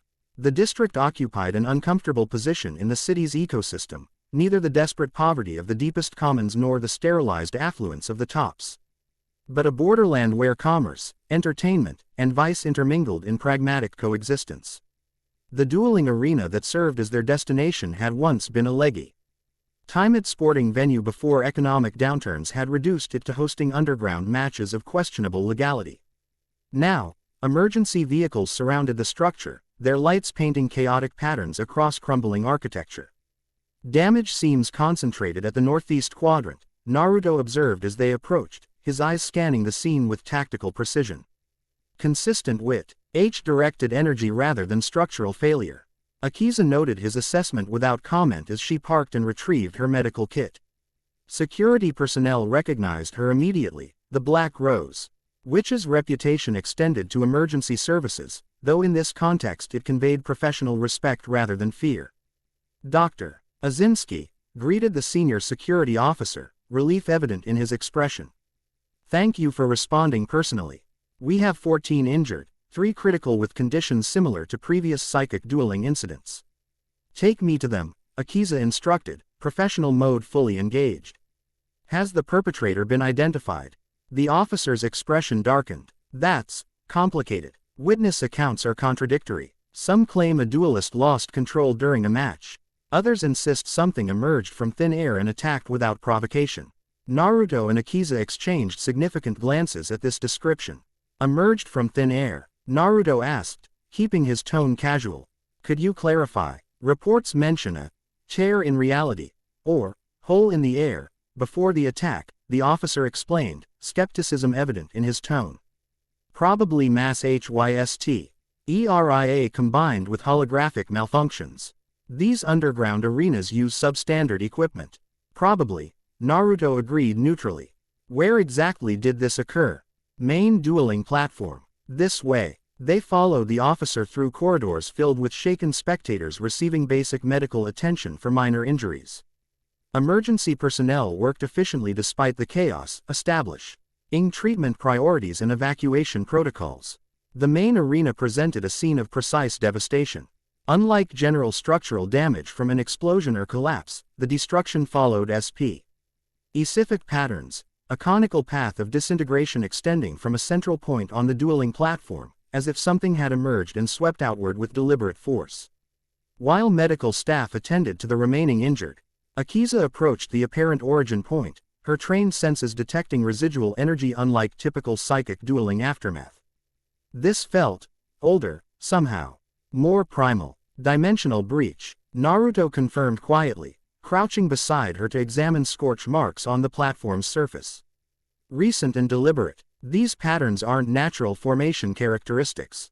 Meaning someone created this tear intentionally. Akiza asked, keeping her voice low to avoid alarming nearby personnel.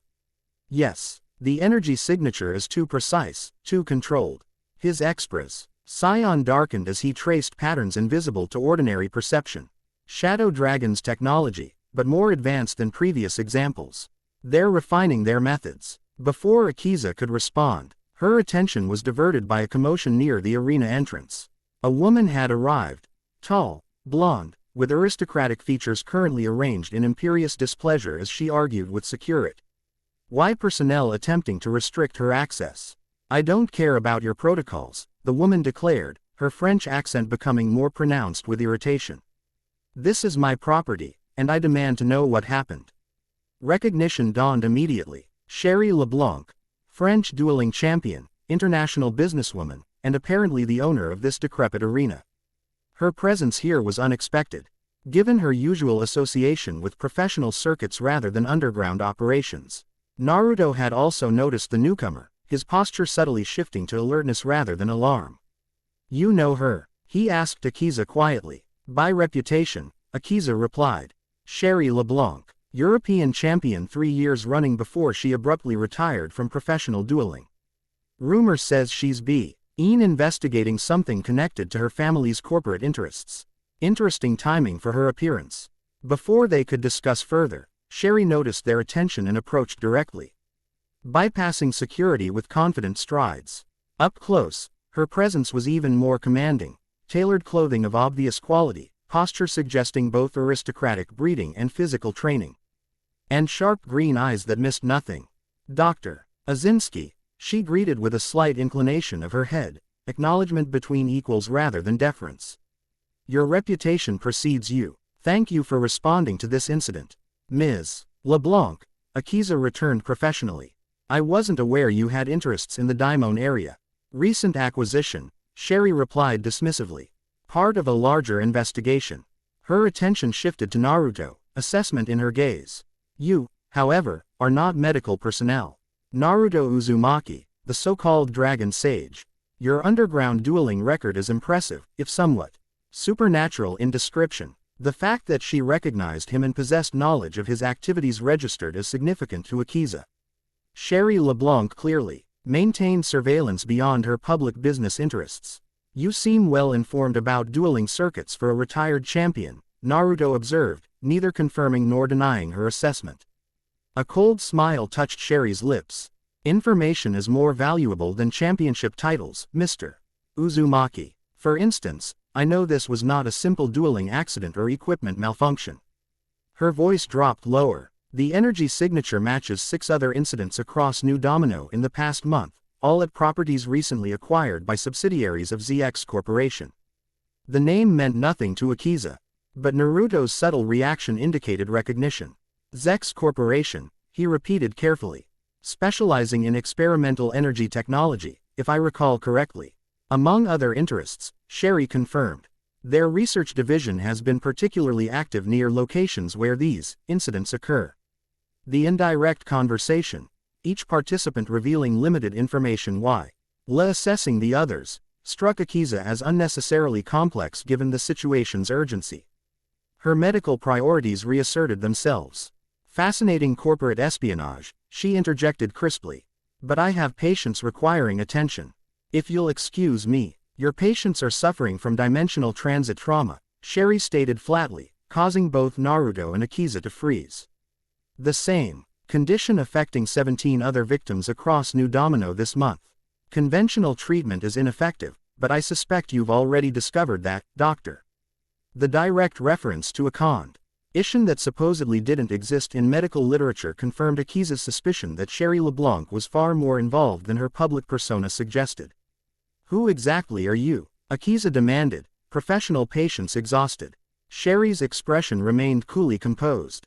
Someone with compatible interests regarding dimensional stability and Shadow Dragon activities. She turned to Naruto. We should continue this conversation elsewhere. My secure facility is 2 blocks from here. Why should we trust you? Naruto asked, neither accepting nor rejecting the invitation. Because unlike most investigating these phenomena, I understand what's actually at stake. Sherry's composure cracked slightly, revealing genuine urgency beneath. The dimensional breaches are accelerating exponentially. What happened here today was a controlled test, but the next phase involves significantly larger tiers in heavily populated areas. How do you know this? Akiza pressed. Because I've infiltrated their communication network. Sherry replied with professional pride. I have access to partial operational plans and research data. Enough to know that tonight's incident was merely preparatory. On for something scheduled to occur at the Memorial Circuit during tomorrow's championship tournament. The location caught Akiza's attention immediately. The Memorial Circuit will have over 50,000 attendees tomorrow. Precisely, Sherry confirmed grimly. A perfect opportunity to harvest massive energy readings from whatever comes through their enhanced dimensional tear. Naruto's expression had hardened into something Akiza hadn't seen before, a cold calculation that transformed his usually warm features into something ancient and dangerous. We need to verify your information before proceeding, he stated. The authority in his voice brooking no argument. While Drive, Izinski completes her medical duties, you and I will have a preliminary discussion. Depending on what you can provide, we'll consider further collaboration. Sherry nodded briskly, accepting the conditional response. My vehicle is outside. I'll await your convenience. Drive. Izinski. As the Frenchwoman departed, Akiza turned to Naruto. You recognized more than you acknowledged. ZX Corporation, shell company connected to Shadow Dragon financial operations, Naruto confirmed quietly.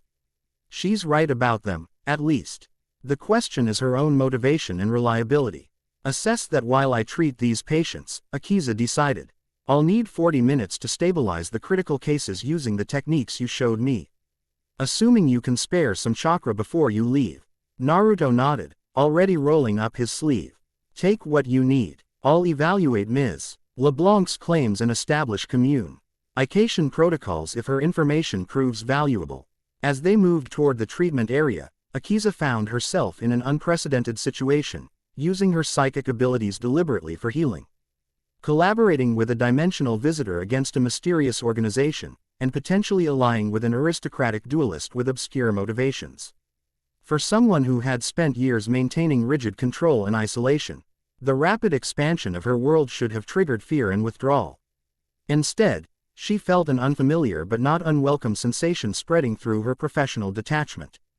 Purpose. 3 hours later, Akiza entered Sherry LeBlanc's secure facility, a converted warehouse whose nondescript exterior concealed a sophisticated operations center that would have impressed military intelligence agencies. Holographic displays showed real-time surveillance of multiple new domino locations, data streams analyzed dimensional energy fluctuations, and a dedicated Seishin monitored Shadow Dragon communications with partial decryption. Naruto stood examining a three-dimensional model of the memorial circuit, his expression contemplative as he discussed tactical approaches with Sherry. They paused as Akiza approached. The patients, Naruto inquired, stabilized and transferred to Memorial Hospital for monitoring, Akiza reported professionally. Dimensional realignment was successful in all cases, though two will require follow-up treatments. She directed her attention to Sherry. Your information was accurate. The energy signatures matched previous cases exactly. Sherry nodded acknowledgement. I've been tracking these incidents for 14 months. The pattern is clear. They're refining their breach technology through incremental tests, working towards something significantly larger. You've verified her intelligence? Akiza asked Naruto directly. Enough to establish basic credibility, he confirmed. Ms. LeBlanc has provided access to encrypted communications that align with information we've gathered independently. Her assessment of tomorrow's event at Memorial Circuit appears accurate, though details remain incomplete. Akiza studied Sherry with professional assessment. What's your interest in this situation? Corporate espionage doesn't typically extend to dimensional physics. A shadow crossed Sherry's aristocratic features. My parents were researchers specializing in cross-dimensional energy theory. They were murdered when I was 7 years old by operatives connected to what eventually became Shadow Dragons. Their research was stolen, and I've spent my life tracking the organization responsible. The direct answer, delivered without emotional manipulation despite its tragic content, earned reluctant respect from Akiza. And you believe their research is being used to create these dimensional breaches? I know it is, Sherry replied with absolute certainty. I've recovered fragments of their original formulas in Shadow Dragon research data. They're corrupting my parents' work, designed to stabilize dimensional boundaries, to deliberately weaken them instead. Naruto, who had remained silent during this exchange, finally spoke. The question becomes motivation. Why would anyone deliberately destabilize dimensional boundaries, knowing the catastrophic risks involved? Because they don't believe the risks are catastrophic, Sherry explained. Moving to a secured terminal. According to intelligence I've gathered, Shadow Dragon's leadership believes dimensional merging would create a new, superior reality. Combining the best elements of both worlds while eliminating vulnerabilities. That's insane, Akiza stated flatly. Basic physics dictates that forcibly merging incompatible dimensional frequencies would create destructive interference patterns, not harmonic integration. Both Naruto and Sherry looked at her with newfound appreciation at this technical assessment. Exactly, Sherry confirmed, but they've convinced themselves otherwise, particularly their leader, a man who appears in their communications only under the codename Architect. Raiden Kurosawa, Naruto supplied, the name carrying weight in his voice. Director of New Domino Security's Special Investigations Unit. He's been monitoring dimensional anomalies for years, supposedly as part of official security protocols. While simultaneously causing them, Sherry concluded grimly. My intelligence suggests he experienced something during the Zero Reverse incident that fundamentally altered his perception of dimensional barriers. He believes merging our world with the other dimension would create a reality where such catastrophes couldn't occur. Noble goal, catastrophic method, Akiza summarized clinically. Quote, classic messianic complex with technological enablement. The psychological assessment came naturally to Akiza, whose medical training included extensive study of how trauma affected decision-making patterns. If Kurosawa had suffered significant losses during Zero Reverse, New Domino's greatest tragedy, his pursuit of a safer reality might override rational assessment of methodological risks. So tomorrow's event, she continued, focusing on immediate concerns, what exactly are they planning? Sherry activated a holographic display showing Memorial Circuit's distinctive Figure 8 configuration. Based on intercepted communications, they've installed enhanced extraction equipment at these 5 points. Red markers illuminated strategic locations around the track. During the championship duel, when energy readings peak naturally due to crowd excitement and dueling activity, they'll activate a synchronized breach protocol designed to create a stable tear approximately 60 meters in diameter. Large enough for substantial transit between dimensions, Naruto observed grimly. Not just energy leakage or individual crossover, but potentially massive transfer. Exactly, Sherry confirmed. And according to fragmented data I've recovered, they're specifically attempting to draw something through, something they believe will accelerate the dimensional merging process exponentially. A cold certainty settled in Akiza's analytical mind. They're trying to force something incompatible with our dimensional frequency into our reality, creating a cascade effect that would destabilize surrounding dimensional fabric. Quote, yes, Sherry acknowledged, though I don't know what specifically they're targeting. Naruto's expression had grown increasingly troubled during this exchange. I might, he said finally. In my world, there exist entities of immense power, tailed beasts, we call them, manifestations of primal chakra that have existed since the formation of our reality. Shadow dragons have studied dimensional energy patterns, they might have detected these signatures across the barrier. They'd be drawn to massive energy sources, Akiza reasoned, medical training. Allowing her to extrapolate implications. Entities that exist primarily as energy would naturally resonate with dimensional tier points. Creating a perfect trap, Naruto concluded grimly. If the Y forced a tailed beast through an unstable dimensional portal into this reality, the resulting energetic disruption would accelerate dimensional collapse exponentially, Sherry finished. Exactly what they want, believing it would lead to merger rather than destruction. The theoretical discussion suddenly crystallized into immediate threat assessment for Akiza. 50,000 people at Memorial Circuit tomorrow. Potentially exposed to dimensional disruption that caused 14 casualties in a small arena tonight. The medical implications alone are catastrophic, even before considering long-term dimensional stability.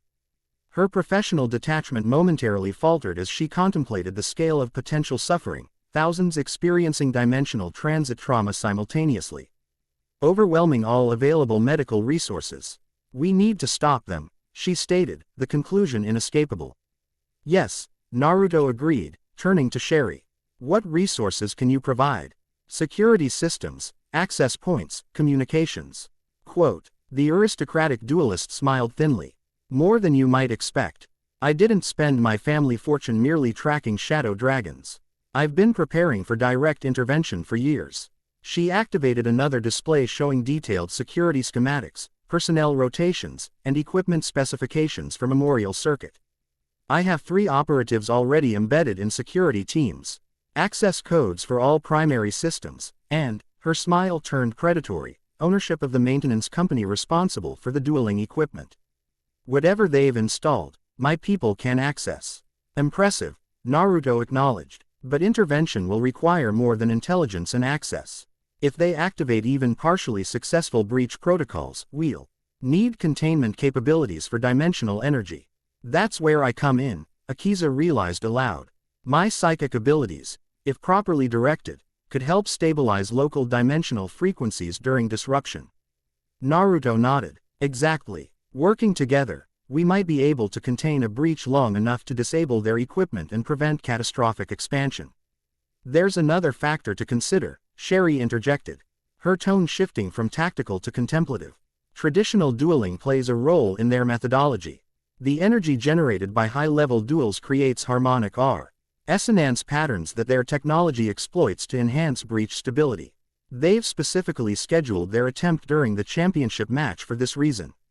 Then we counter on the same terms, Naruto decided. Dr. Izinski, what's your current dueling status? Are you registered for professional circuits? The question caught Akiza off guard. I maintain professional certification B. Haven't competed actively since focusing on medical practice. My ranking would still qualify for tournament entry, though not at championship levels. That may be sufficient, Sherry mused, calculations evident in her expression. If we could position you in an exhibition match immediately preceding the championship, it would give us legitimate access to the central dueling platform where the primary breach equipment is likely installed. And if I deliberately activated my psychic abilities during the duel, Akiza continued, following the strategic thread, it would create energy patterns distinct enough to potentially disrupt their calibrations, while simultaneously giving us cover to access their systems, Naruto concluded. Ms. LeBlanc, can you arrange such an exhibition match with your connections? Sherry's smile was cold but genuine.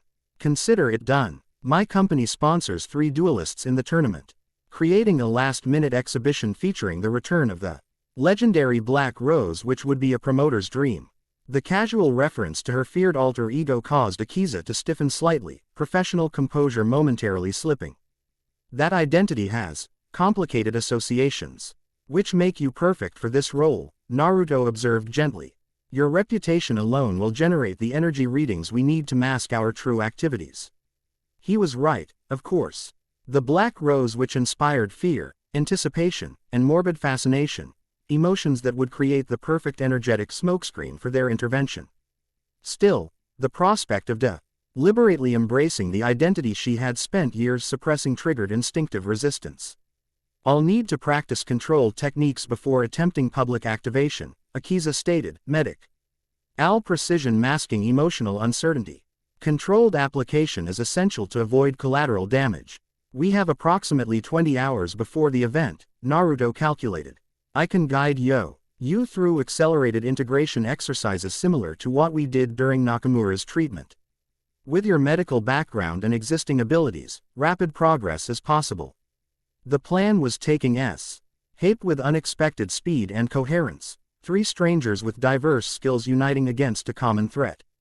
Yet Akiza's analytical mind identified a critical question still unanswered. Assuming we prevent tomorrow's breach, she said, focusing on the longer-term implications, what about the fundamental problem? Dimensional boundaries are still deteriorating. Shadow dragons will simply attempt another approach. How do we address the underlying instability?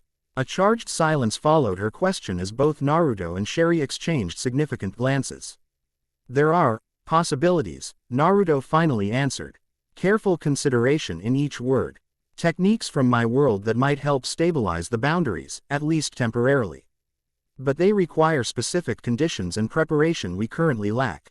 My parents' research, Sherry added, contained theoretical approaches to dimensional reinforcement that might be applicable, though much of the crucial data remains in Shadow Dragon possession. The incomplete answers registered as significant to Akiza's perceptive mind. Both her new allies possessed information they weren't fully sharing, understandable given their recent association, but potentially problematic for long-term collaboration. We focus on tomorrow's threat first, she decided pragmatically. Further strategies can develop as we establish deeper trust and understanding. Naruto's expression reflected appreciation for her practical approach. Agreed. Ms. LeBlanc will handle tournament arrangements and system access. You and I will prepare stabilization techniques for potential breach containment. We should establish communication protocols and contingency plans for various scenarios. As they delved into tactical planning, Akiza found herself in an unprecedented situation. Throughout her life, her psychic abilities had isolated her, first as the feared Black Rose Witch, later as a medical anomaly to be studied and contained. Now, for the first time, these same abilities represented not a liability but a crucial asset in addressing a threat beyond conventional response capabilities. The realization brought with it an unfamiliar sensation, a lightening of the burden she had carried since childhood. Her power wasn't a curse to be suppressed or a disease to be treated, but a unique capability with purpose and value. As Naruto outlined containment strategies that incorporated her psychic energy as an essential component, Akiza allowed herself to consider a possibility she had previously rejected. Perhaps the Black Rose had thorns for a reason, not to wound indiscriminately, but to protect when necessary. The thought brought with it not fear but resolution as she committed herself to the complex task ahead. Tomorrow, for the first time in years, Akiza Izinski would deliberately invoke the Black Rose Witch, not as an uncontrolled manifestation of rage and pain, but as a calculated response to existential threat. The distinction made all the difference. Chapter 2 and Chapter 3, Worlds Collide. The night sky above New Domino City fractured like shattered glass. What began as a pinpoint of azure light expanded outward in jagged, crystalline patterns, reality itself seeming to crack as the dimensional rift tore through the fabric of space-time. Wind howled through the industrial district, not from atmospheric pressure but from the violent exchange of air between worlds. Machinery within half a kilometer shorted out instantly, plunging entire blocks into darkness save for the pulsating blue glow of the expanding portal. Naruto arrived first, golden energy streaming from his form as Dragon Sage mode activated instinctively in response to the dimensional disturbance. Behind him, Akiza's medical response vehicle skidded to a halt. The neurosurgeon having been summoned from Memorial Hospital when monitoring equipment detected energy signatures matching previous dimensional trauma cases. "Stay back," Naruto called as Akiza emerged. Medical kit in hand. This isn't like the controlled breaches. Something's forcing its way through with tremendous power. The rift expanded another 30 meters in diameter, airing through a derelict factory's corrugated roof as if the metal were tissue paper. Within its swirling vortex, shadows moved, humanoid figures struggling against the violent current of interdimensional energy. "There are people in there," Akiza shouted, her medical training overriding caution as she moved forward. "They'll experience catastrophic cellular degradation without immediate stabilization." Naruto caught her arm, his expression grave. "Not people as you understand them. These energy signatures are familiar." Before he could elaborate, the rift pulsed once more, then contracted suddenly, not closing but condensing. As if something had taken control of its chaotic expansion. The blue light shifted, warming to a pearlescent lavender glow that spread outward in regulated waves. "Byakugan," Naruto whispered, recognition and disbelief mingling in his voice. With one final, thunderous collapse of energy, two figures emerged from the stabilized rift, landing with the practice. Grace of trained warriors rather than the disoriented stumbling of accidental travelers. The first stood tall and proud, wielding an enormous battle fan that she used to direct residual energy away from her companion. Her sandy blonde hair remained in 4 distinctive ponytails, though her attire combined traditional shinobi elements with adaptations clearly designed for dimensional transit, specialized armor over vital chakra points. Protective goggles now pushed up onto her forehead, and monitoring devices strapped to both wrists. "Dimensional stabilization complete," Tamari announced crisply, collapsing her battle fan with a practiced snap. "Coordinates match projection within acceptable parameters. Transit successful." Only then did she allow herself a satisfied smirk. "Told you my calculations were correct, Hinata." The second figure straightened from her landing crouch, pearlescent eyes scanning their surroundings with inhuman precision.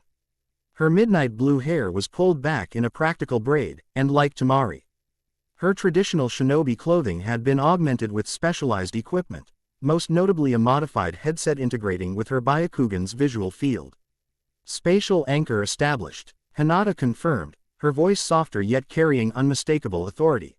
"Dimensional resonance patterns stabilizing. We have approximately 72 hours before natural closure." She removed her headset, a subtle smile gracing her features as her gaze locked onto Naruto.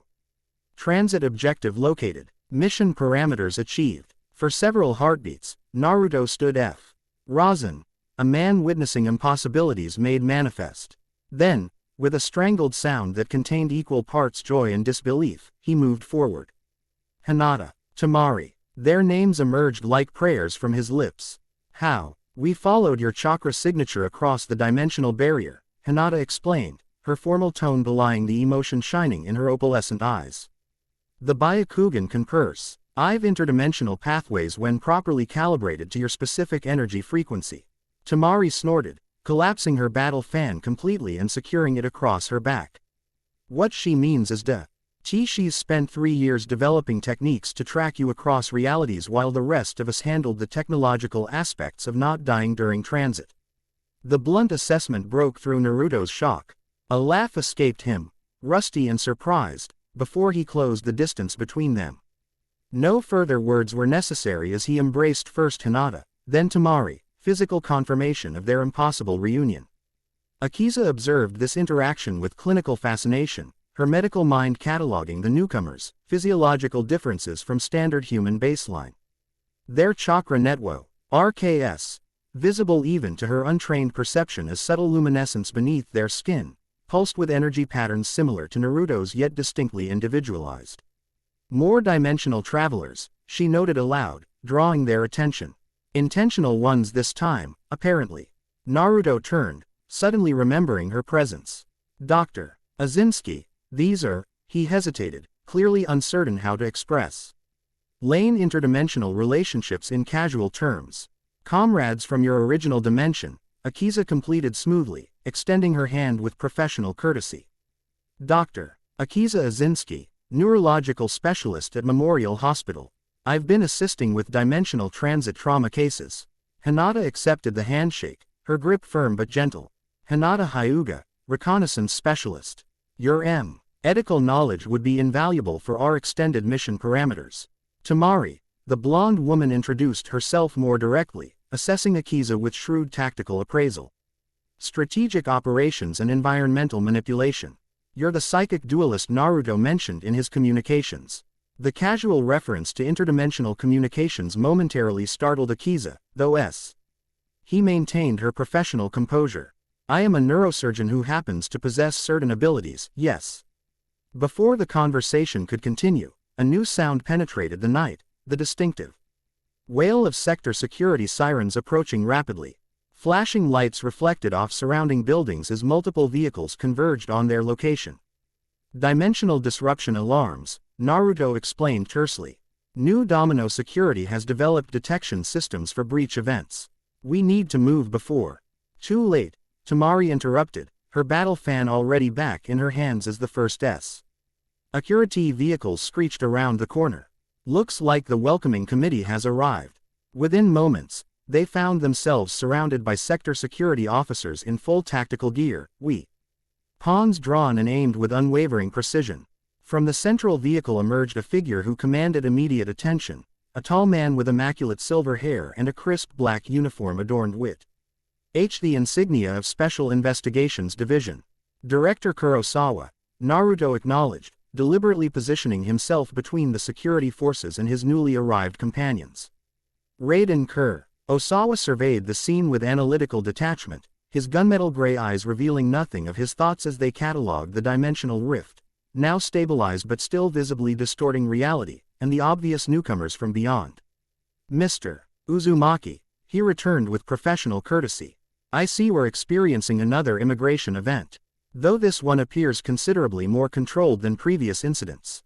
His gaze shifted to Hinata and Tamari, assessing rather than hostile. Welcome to New Domino City, ladies. I'm Director Raiden Kurosawa, Special Investigations Division. I'll need to ask you both to accompany us for standard dimensional transit processing and registration. Tamari's grip tightened on her fan. And if we decline your hospitality, Director? A thin smile touched Kurosawa's lips. Then we'd have an unfortunate diplomatic incident during first contact with intentional dimensional travelers, rather than the mutually beneficial exchange of information I was hoping for. The careful phrasing, acknowledging their status as intentional travelers rather than refugees or invaders, registered as significant to Akiza's perceptive mind. Kurosawa was extending professional courtesy while maintaining authority, a delicate balance that suggested more complex motivations than simple security protocols. Hinata stepped forward, her posture simultaneously respectful and unmistakably diplomatic. We understand security concerns regarding interdimensional transit, Director Kurosawa. However, our mission parameters include time-sensitive objectives requiring immediate attention. Which are? Kurosawa inquired, genuine curiosity entering his professional demeanor. Dimensional stability assessment and potential countermeasures for accelerating barrier deterioration. Hinata replied without hesitation. Our world is experiencing catastrophic chakra fluctuations that our scientists believe originate from systematic weakening of the dimensional boundaries. This direct reference to the central crisis caused a subtle shift in Kurosawa's expression, a tightening around the eyes that betrayed personal interest beyond professional obligation. That, he stated carefully, is precisely the phenomenon my division has been investigating for the past 18 months. Perhaps we can assist each other, Ms. Hyuga, Hinata supplied. Hinata Hyuga, Diplomatic Liaison for the Allied Shinobi Forces. The formal title, clearly prepared for just such an encounter, achieved its intended effect. Kurosawa's posture shifted subtly from security enforcement to diplomatic engagement. Then let me extend official welcome, Liaison Hyuga. He gestured toward his vehicle. We have a secure facility nearby where we can discuss mutual concerns without creating public spectacle. Dr. Izinski is welcome to accompany us, of course, given her medical expertise regarding dimensional adaptation. The invitation, while cordially phrased, carried the unmistakable weight of authority. Refusal would escalate the situation unnecessarily. Naruto exchanged quick glances with both Hinata and Temari, a silent communication born of years of shared missions. What if our past between them resulted in a nearly imperceptible nod from Temari? We accept your invitation, Director, Naruto confirmed. Though I should warn you, my friends have just completed a taxing interdimensional journey. Medical considerations should take precedence over extensive debriefing. Of course, Kurosawa agreed smoothly. Dr. Izinski's expertise will ensure appropriate care during our preliminary discussions. As they moved toward the waiting vehicles, Akiza found herself walking alongside Hinata, whose pearlescent eyes observed everything with unsettling thoroughness. Your hospital has treated dimensional transit victims, Hinata stated rather than asked.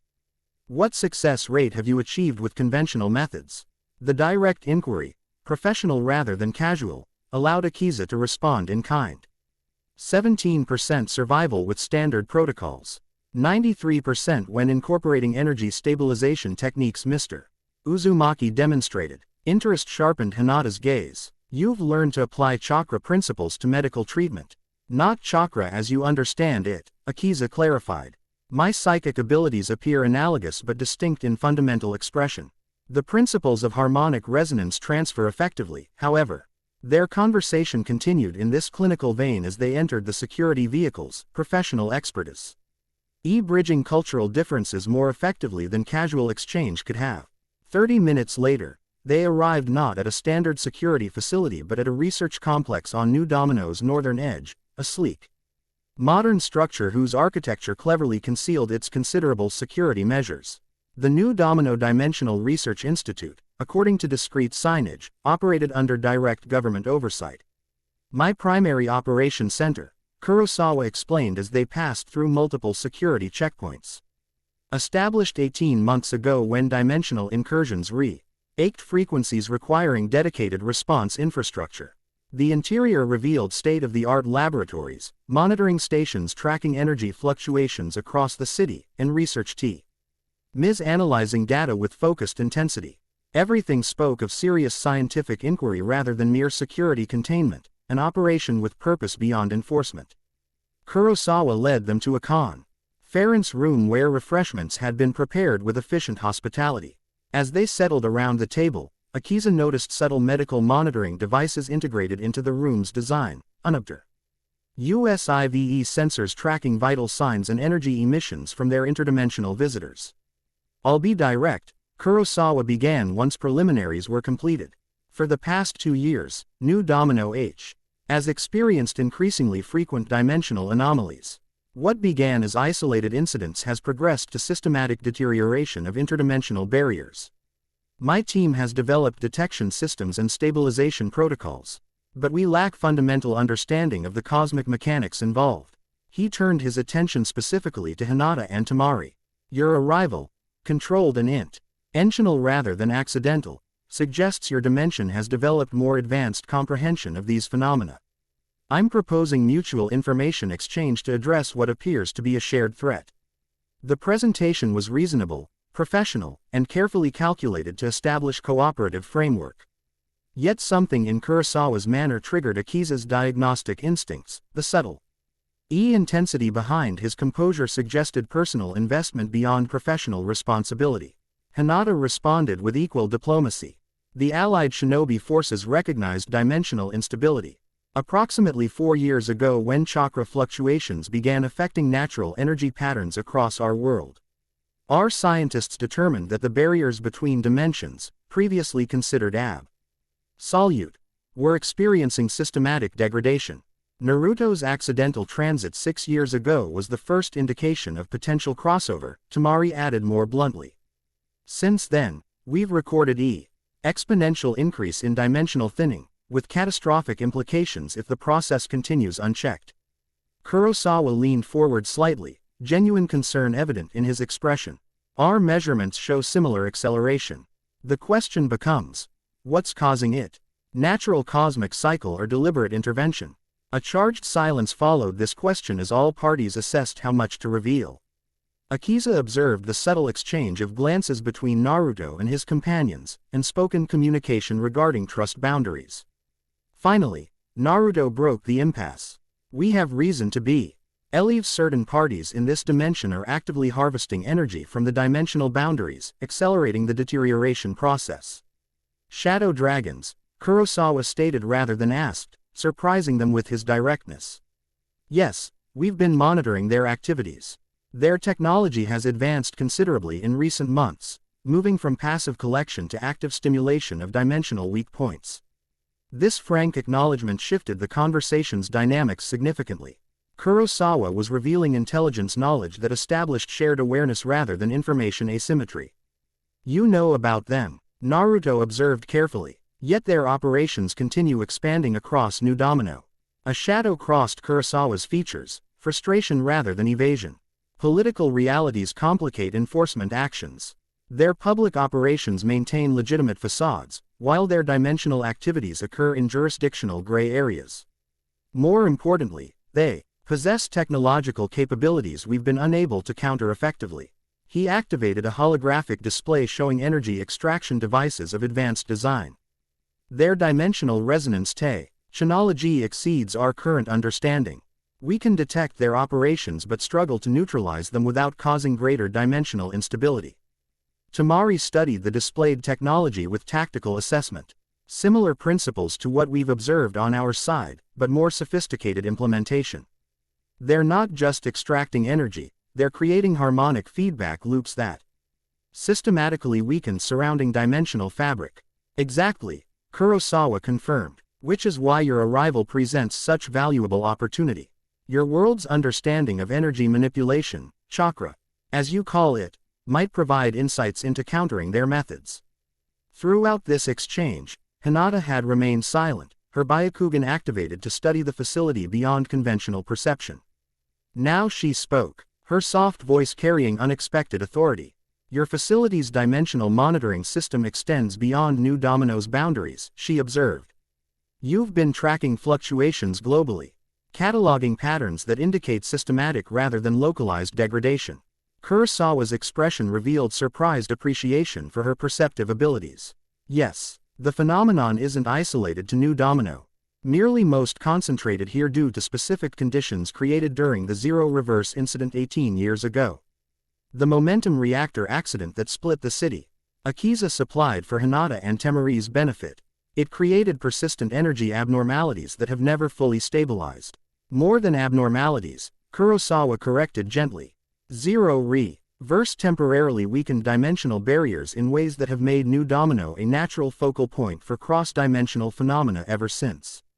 It's why dual energy manifests more powerfully here than elsewhere. Why psychic duelists like yourself emerge with greater frequency in this region, and why shadow dragons have centered their operations in our city. This explanation aligned with observations Akiza had made throughout her medical career. The statistical anomalies in neurological patterns among New Domino residents, the heightened sensitivity to energy fluctuations, the unusual incidence of psychic abilities. Scientific literature had noted these phenomena without identifying root causes. You believe Zero Reverse itself was related to dimensional boundary mechanics, she stated, connecting implications. Not merely an energy accident but something more fundamental. Precisely, Dr. Kurosawa confirmed, respect evident in his tone. The original momentum research that led to the catastrophe was attempting to tap energy sources beyond conventional physics. What they didn't realize was that they were accessing interdimensional boundary layers. For the next hour, the IR discussion continued along technical lines, comparing data on dimensional fluctuations, examining energy signature patterns from both worlds, and establishing baseline understanding of the accelerating crisis. Throughout, Akiza observed the emerging dynamics between these disparate individuals united by common threat. Hinata's diplomatic precision balanced Temari's blunt tactical assessments. Naruto provided experiential context from 6 years straddling both worlds. Kurosawa contributed technological infrastructure and systematic data collection. And Akiza herself bridged medical science with dimensional phenomena through her unique position as both physician and psychic duelist. As their preliminary exchange concluded, Kurosawa activated privacy protocols that disabled recording systems within the conference room, a gesture signaling transition from official to confidential discussion. Now that we've established technical parameters, he began more personally, we should address practical next steps. My resources are at your disposal for accommodation, research access, and secure communications. In return, I would request your assistance with a time-sensitive operation. Which is? Tamari inquired, professional suspicion evident in her tone. We've detected preparations for a major dimensional extraction event scheduled for tomorrow evening at the Memorial Circuit during the championship tournament. Kurosawa explained, activating schematics of the dueling arena. Shadow Dragons have installed advanced resonance technology at strategic points throughout the facility. Designed to harvest enormous energy generated by both the high-level dueling and the emotional intensity of 50,000 spectators.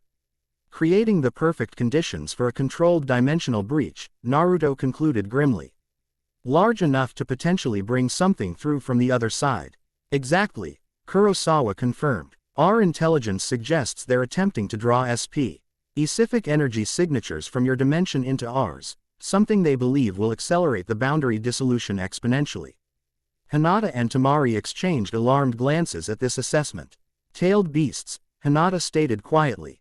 They're trying to draw Biju chakra through the boundary. If they succeeded in pulling even one tailed beast's energy through an unstable portal. Tamari left the catastrophic implications unspoken. Kurosawa nodded gravely, hence my proposal for joint intervention. My security teams can handle the conventional aspects, personnel, equipment, evacuation if necessary. But effective countermeasures against their dimensional technology would benefit tremendously from your specialized capabilities. The offer of collaboration made tactical sense given the immediate threat. Yet Akiza noticed Naruto's measured response, cooperation without complete commitment, suggesting reservations about Kurosawa's ultimate motivations. We'll coordinate on tomorrow's operation, Naruto agreed carefully. Interdimensional stability benefits both our worlds. Specific approach will require detailed planning and clear operational parameters. Of course, Kurosawa accepted smoothly. My tactical team can begin coordination immediately. In the meantime, you'll need secure accommodations for your companions. They'll stay with me, Naruto stated rather than requested. Dimensional travelers require specialized adaptation support during initial transition. Though professionally phrased, the underlying message was clear: Naruto would maintain direct protection over his newly arrived companions rather than surrendering them to Kurosawa's custody, however benevolent it appeared. Understandable, Kurosawa conceded without argument. Dr. Izinski, given our medical expertise with dimensional transit cases, would you be willing to monitor their adaptation process? My department can arrange temporary credentials extending your hospital authority to cover their specialized care. The request was reasonable from both medical and security perspectives, providing legitimate oversight while respecting Naruto's protective instincts. Akiza considered fly before nodding professional agreement. I'll establish baseline measurements and adaptation protocols, she confirmed. Daily monitoring would be advisable for at least 72 hours post-transit. With these arrangements settled, Kurosawa concluded their meeting, escorting them personally to the facility's entrance where transportation awaited to deliver them to Naruto's residence. Until tomorrow, then, he said in parting, his expression revealing genuine concern beneath professional composure. Whatever our separate agendas may be, the threat of dimensional collapse endangers everyone. Cooperation serves all our interests. As they departed in the security vehicle Kurosawa had provided, a contemplative silence settled over the group, each processing the complex diplomatic and strategic implications of their encounter. Your director Kurosawa seems remarkably well informed about interdimensional mechanics, Tamari finally observed, her tone suggesting deeper questions behind the statement. Too well informed, Naruto agreed quietly. His understanding exceeds what should be possible given this world's technological development. The question becomes, where did that knowledge originate? His energy signature is unusual, Hinata noted, her Byakugan having studied the director throughout their meeting. Not chakra as we understand it, but something similarly struck. As if he's been exposed to interdimensional energy long enough to incorporate it into his cellular pattern. This observation aligned with Akiza's medical impressions. Zero reverse, she theorized aloud. If he was directly exposed to the original catastrophe, it might explain both his unusual energy signature and his personal investment in dimensional mechanics. Or he could be directly connected to shadow dragons while maintaining his security position, Tamari countered pragmatically. Classic intelligence strategy: control both the problem and the response. The possibility couldn't be dismissed outright, though Akiza's clinical assessment suggested otherwise. His neurological responses during our discussion indicated genuine concern rather than deception, she noted. Micro-expressions, pupil dilation patterns, and autonomic responses were consistent with authentic emotional investment, which doesn't preclude dangerous methods in service of perceived greater good, Naruto cautioned. History is filled with well-intentioned catastrophes. Their contemplation was interrupted as the vehicle approached an unassuming apartment complex in New Domino's transition distribution.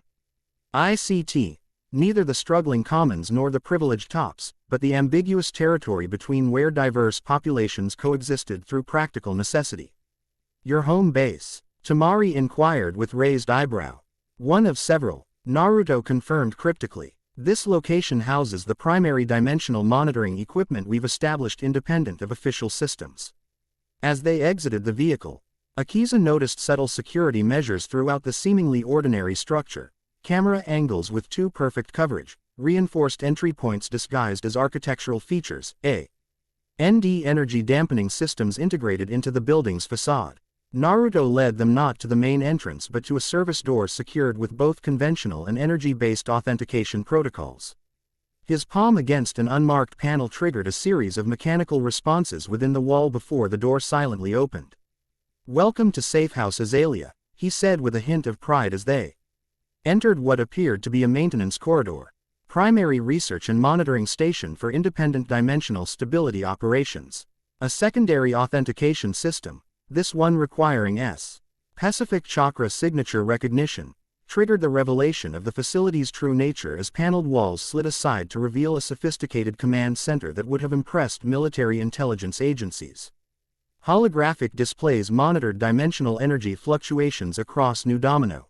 Specialized equipment analyzed atmospheric composition for particles unique to interdimensional phenomena. Communications systems maintained encrypted connections to unidentified recipients.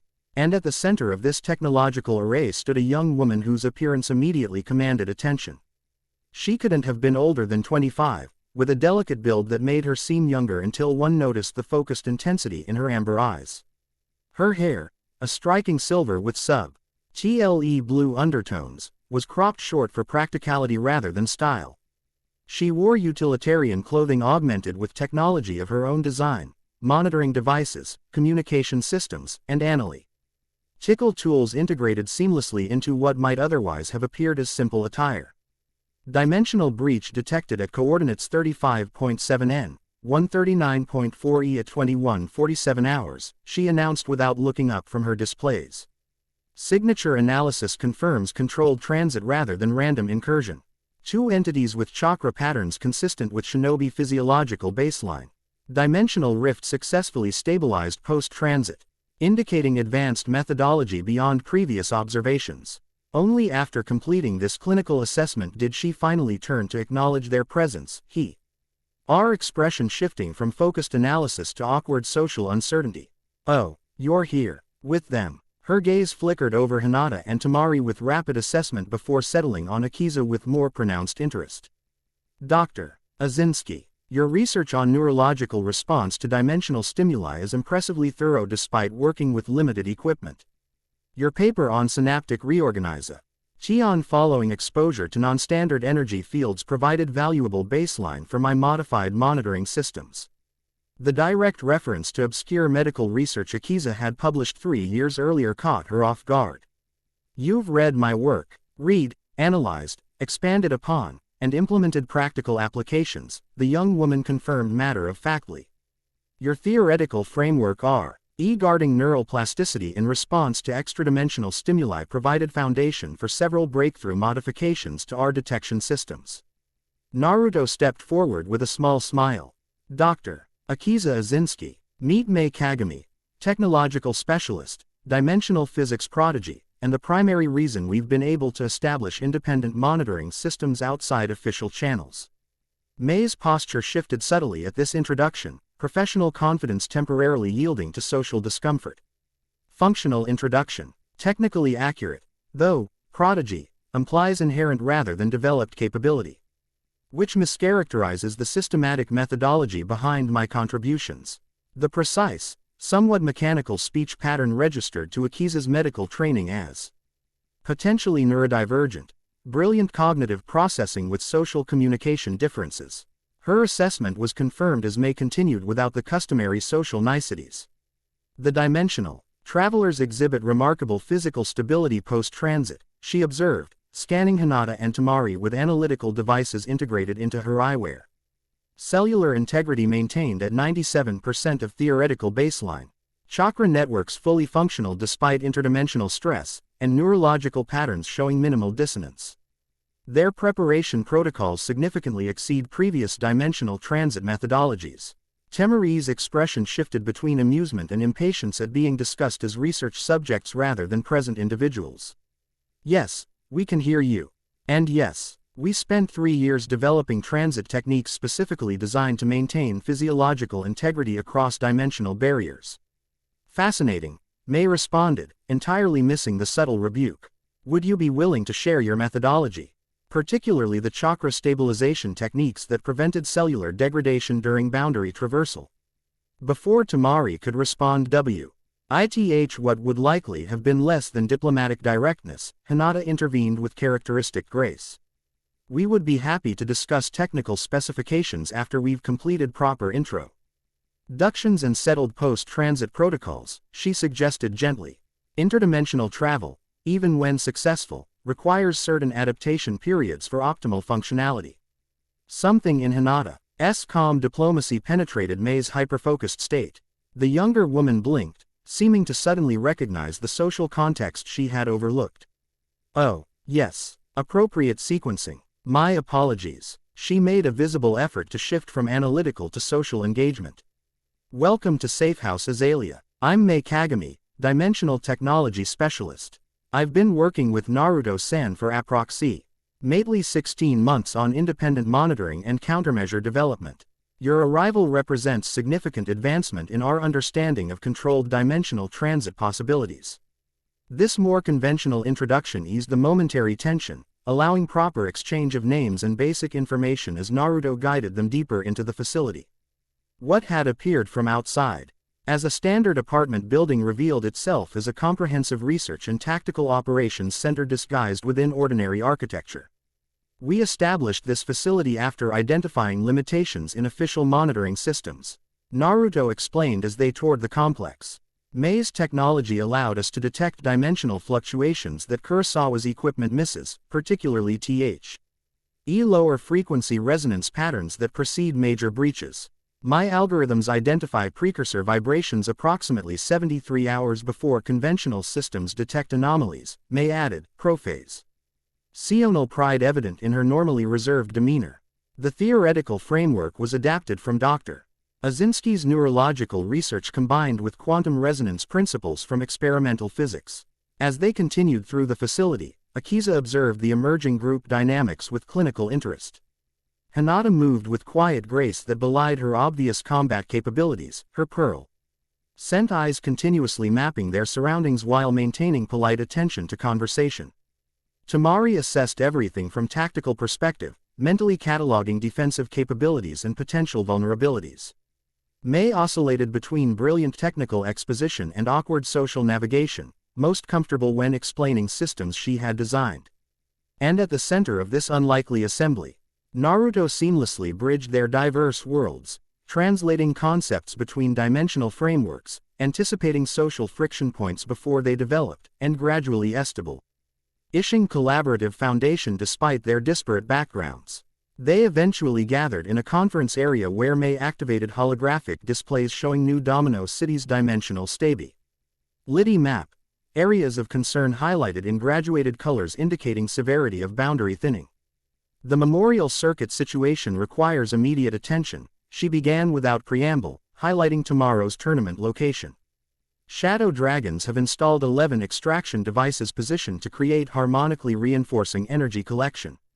Our analysis suggests they're attempting to establish resonance patterns specifically calibrated to attract entities from your dimension with compatible energy signatures.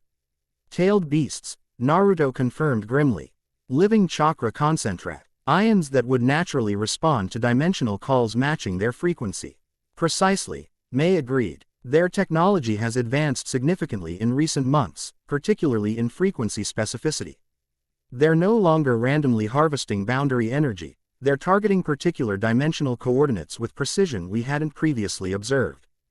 Hinata activated her Byakugan, dyeing the holographic representations with her enhanced perception.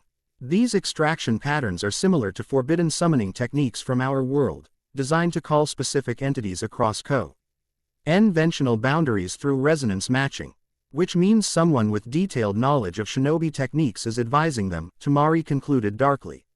Someone who understands both chakra mechanics and this world's technology. The implication hung heavily in the air. Someone from their world was potentially collaborating with shadow dragons, providing crucial knowledge that bridged dimensional understanding gaps. Director Kurosawa offered operational support for intervention at Memorial Circuit, Akiza noted, returning discussion to immediate tactical concerns. His security forces would provide legitimate access and potential containment capabilities if necessary, while conveniently positioning him to observe our techniques and capabilities firsthand, Tamari countered skeptically. Perfect intelligence gathering disguised as cooperation. A risk we need to balance against practical necessities, Naruto acknowledged. 50,000 civilians will be present tomorrow. Effective intervention requires coordination with official security protocols to ensure minimal collateral impact if containment becomes necessary. As they debated strategic approaches, Akiza found her medical attention drawn to subtle signs of fatigue in both Hinata and Tamari, nearly imperceptible to casual observation but evident to trained diagnostic perception. Despite their remarkable adaptation to dimensional transit, the journey had extracted physical toll their disciplined composure concealed. Before we continue strategic planning, she interrupted with professional authority. I need to establish medical baseline for our interdimensional travelers.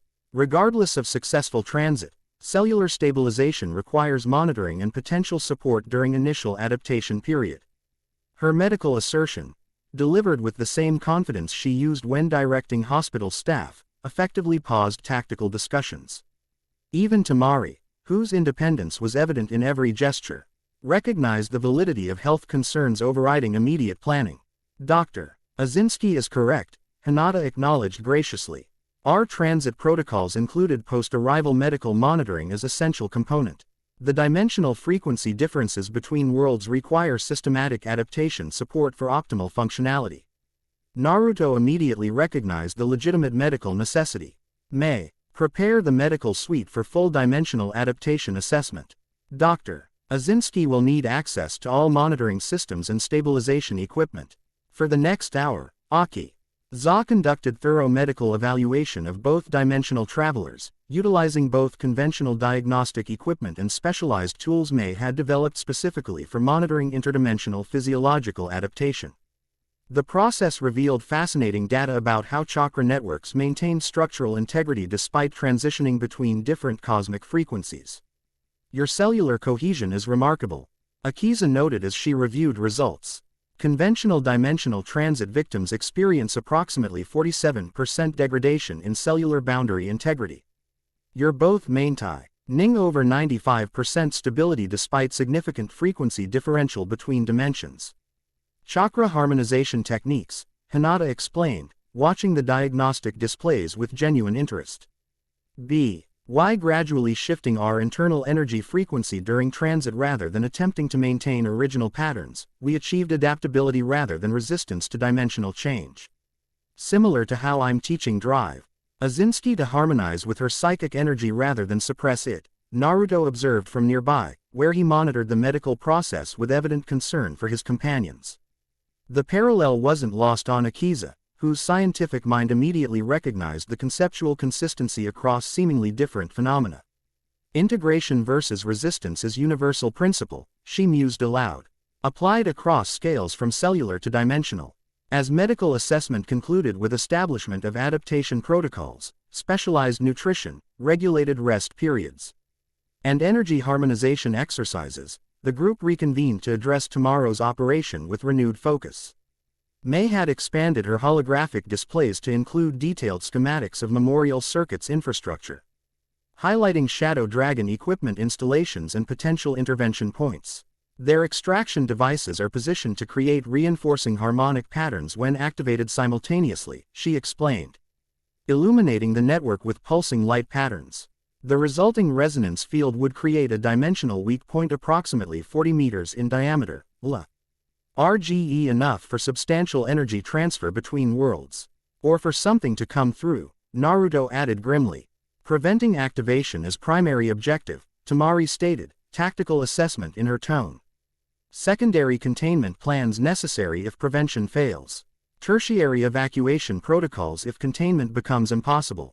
This logical progression of priorities aligned with Akiza's medical perspective, prevention before treatment before crisis management. Evacuation of 50,000 spectators would require significant advance preparation, she noted. Memorial Circuit's design includes only 4 primary exit points, creating bottlenecks under emergency conditions, which is why prevention must succeed, Hinata emphasized. Director Kurosawa's security teams can provide access and potential diversion, but direct neutralization of extraction equipment will require specialized capabilities. All eyes turned to Naruto, who had been studying the schematics with uncharacteristic stillness. When he finally spoke, his voice carried the weight of decision rather than speculation. We'll need to approach this from multiple angles simultaneously, he determined. May's technology can disrupt their activation sequences if we gain direct access to their control systems. Hinata's Byakugan can identify crucial components beyond conventional perception. Temari's Wind Tekken IQs can neutralize security measures without triggering dimensional instability. He turned to Akiza, his expression shifting from tactical to thoughtful. And your role may be most crucial of all, Drive. Izinski. How so? She inquired, medical precision masking her surprise at being considered central to what appeared primarily as security operation. The tournament includes exhibition matches before the championship final. Naruto explained, if you participated as a duelist, your presence on the central platform would provide perfect cover for accessing their primary control systems, Our scans indicate are integrated with the dueling arena itself. The suggestion caught Akiza off guard. Her dueling identity, the feared Black Rose which represented aspects of herself she had deliberately suppressed during her medical career. Returning to that arena, especially deliberately invoking her psychic abilities, contradicted years of careful compartmentalization. My dueling registration has been inactive for 3 years, she noted practically. Exhibition matches typically feature current competitive duelists. Not necessarily, May interjected, fingers flying across holographic interfaces. Memorial tournament regulations permit special exhibition matches featuring duelists of historical significance, regardless of current competitive status. Your record as former champion qualifies under Section 7, Paragraph 3 of tournament bylaws. The technical confirmation removed practical objections, leaving only personal reservations that Akiza was reluctant to voice in this tactical context. Yet Naruto seemed to perceive her unspoken concerns. It would require controlled activation of your abilities, he acknowledged gently. But after what you accomplished during Nakamura's treatment, I believe you're ready for this level of integration. The harmony we established then can be expanded through focused practice before tomorrow's event. His confidence, based on demonstrated capability rather than empty reassurance, resonated with Akiza's scientific mind. The evidence supported his assessment, regardless of her emotional resistance. The Black Rose which RNING to Memorial Circuit would certainly create substantial public interest, she conceded, medical pragmatism overriding personal hesitation. If that provided tactical advantage for accessing their systems, the medical benefits of preventing dimensional catastrophe would justify temporary psychological discomfort. As they continued developing their multi-layered intervention plan, dynamic patterns emerged within the group, May's technological brilliance complementing Hinata's perceptive abilities, Temari's tactical directness balancing Akiza's methodical precision, and Naruto's integrative leadership drawing their diverse capabilities into coordinated approach. By early morning, They had established comprehensive strategy incorporating both Kurosawa's official security resources and their independent capabilities, creating redundant intervention options for various contingencies. As tactical planning concluded and team members dispersed to prepare specialized equipment, Akiza found D herself alone with Naruto in a quiet section of the facility overlooking the pre-dawn city through one-way privacy glass. "You've built something remarkable here," she observed, professional assessment in her tone. "Independent research facility, specialized technology, operational security, all established while maintaining public identity as merely an unusual duelist." Naruto smiled slightly, fatigue and determination mingling in his expression. "Necessity rather than accomplishment. When I first arrived 6 years ago, understanding what was happening between dimensions became survival priority. Everything else developed from that foundation, including these relationships," Akiza noted, her clinical perspective identifying deeper patterns. "Hinata and Tamari crossed dimensions specifically to find you. Extraordinary commitment suggesting connections beyond professional alliance." The observation caused subtle shift in Naruto's demeanor, a momentary vulnerability beneath his customary confidence.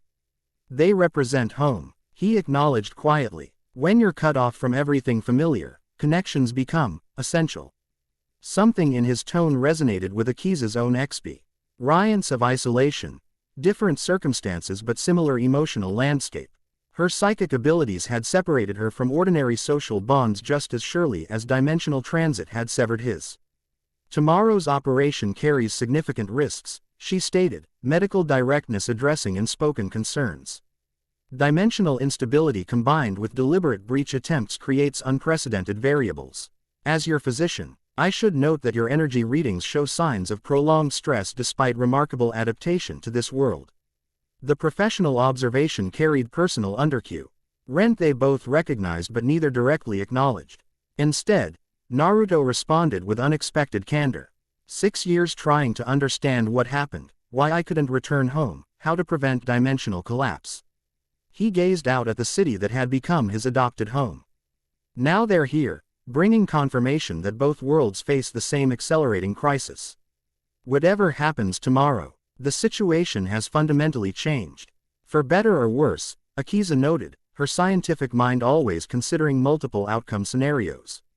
"For better," Naruto affirmed with quiet certainty. "Whatever challenges we face, facing them with allies who understand both worlds creates possibilities that didn't exist before." His gaze met hers directly. "Including your involvement, drive. Izinski, your unique position bridging medical science and dimensional energy represents connection points we desperately need." The assessment was logical rather than flattering, acknowledging practical value rather than offering empty praise. Akiza appreciated the distinction. "Then we should ensure optimal condition for tomorrow's requirements," she responded, medical authority reasserting itself. "As your physician, I'm prescribing minimum 6 hours rest before pre-operation preparations begin. Dimensional stabilization efforts require precise energy control, which fatigue compromises." A genuine smile, warm and unexpected, transformed Naruto's features from tactical commander to something more personal. "Is that your professional medical opinion, drive?" Izinski. "Absolutely," she confirmed with matching honesty. "And as someone who has observed dimensional energy effects firsthand, I'll add personal recommendation that you spend time with your newly arrived companions before tomorrow's operation. Emotional stabilization correlates directly with energy regulation capabilities." The insight, balancing clinical observation with human understanding, earned appreciative recognition. "Wise advice on both counts, doctor. I'll see you in 6 hours for final preparation." As Akiza departed the facility shortly thereafter, the eastern horizon showed first hints of approaching dawn. New Domino City stretched before her, gleaming towers of the tops catching early light while commons districts remained in shadow, perfect metaphor for the divided city she had called home throughout her life. Tomorrow, that home-faced threat most of its citizens couldn't comprehend. Dimensional barriers thinning, realities bleeding together, and deliberate attempts to accelerate processes with catastrophic potential. The clinical part of her mind calculated probability distributions and potential casualty scenarios with medical precision. Yet alongside these analytical assessments, another awareness had emerged. connection to people whose understanding of dimensional energy offered hope rather than merely quantified threat. For someone who had systematically isolated herself due to abilities others feared, finding others who saw value rather than danger in her unique capabilities represented an unexpected turning point. As her medical response vehicle navigated early morning streets toward her apartment, Akiza allowed herself brief acknowledgement of changing perspective. Tomorrow she would deliberately invoke the Black Rose Witch, not as uncontrolled manifestation of rage and isolation, but as calculated response to existential threat. The distinction represented evolution rather than regression, integration versus suppression, harmony rather than control, principles that applied equally to personal psychology and dimensional mechanics. Perhaps Naruto was right after all. Everything connected, even across dimensions. Chapter 3 End. The End. I hope you enjoyed this episode. Remember to subscribe and like this video. See you in the next video.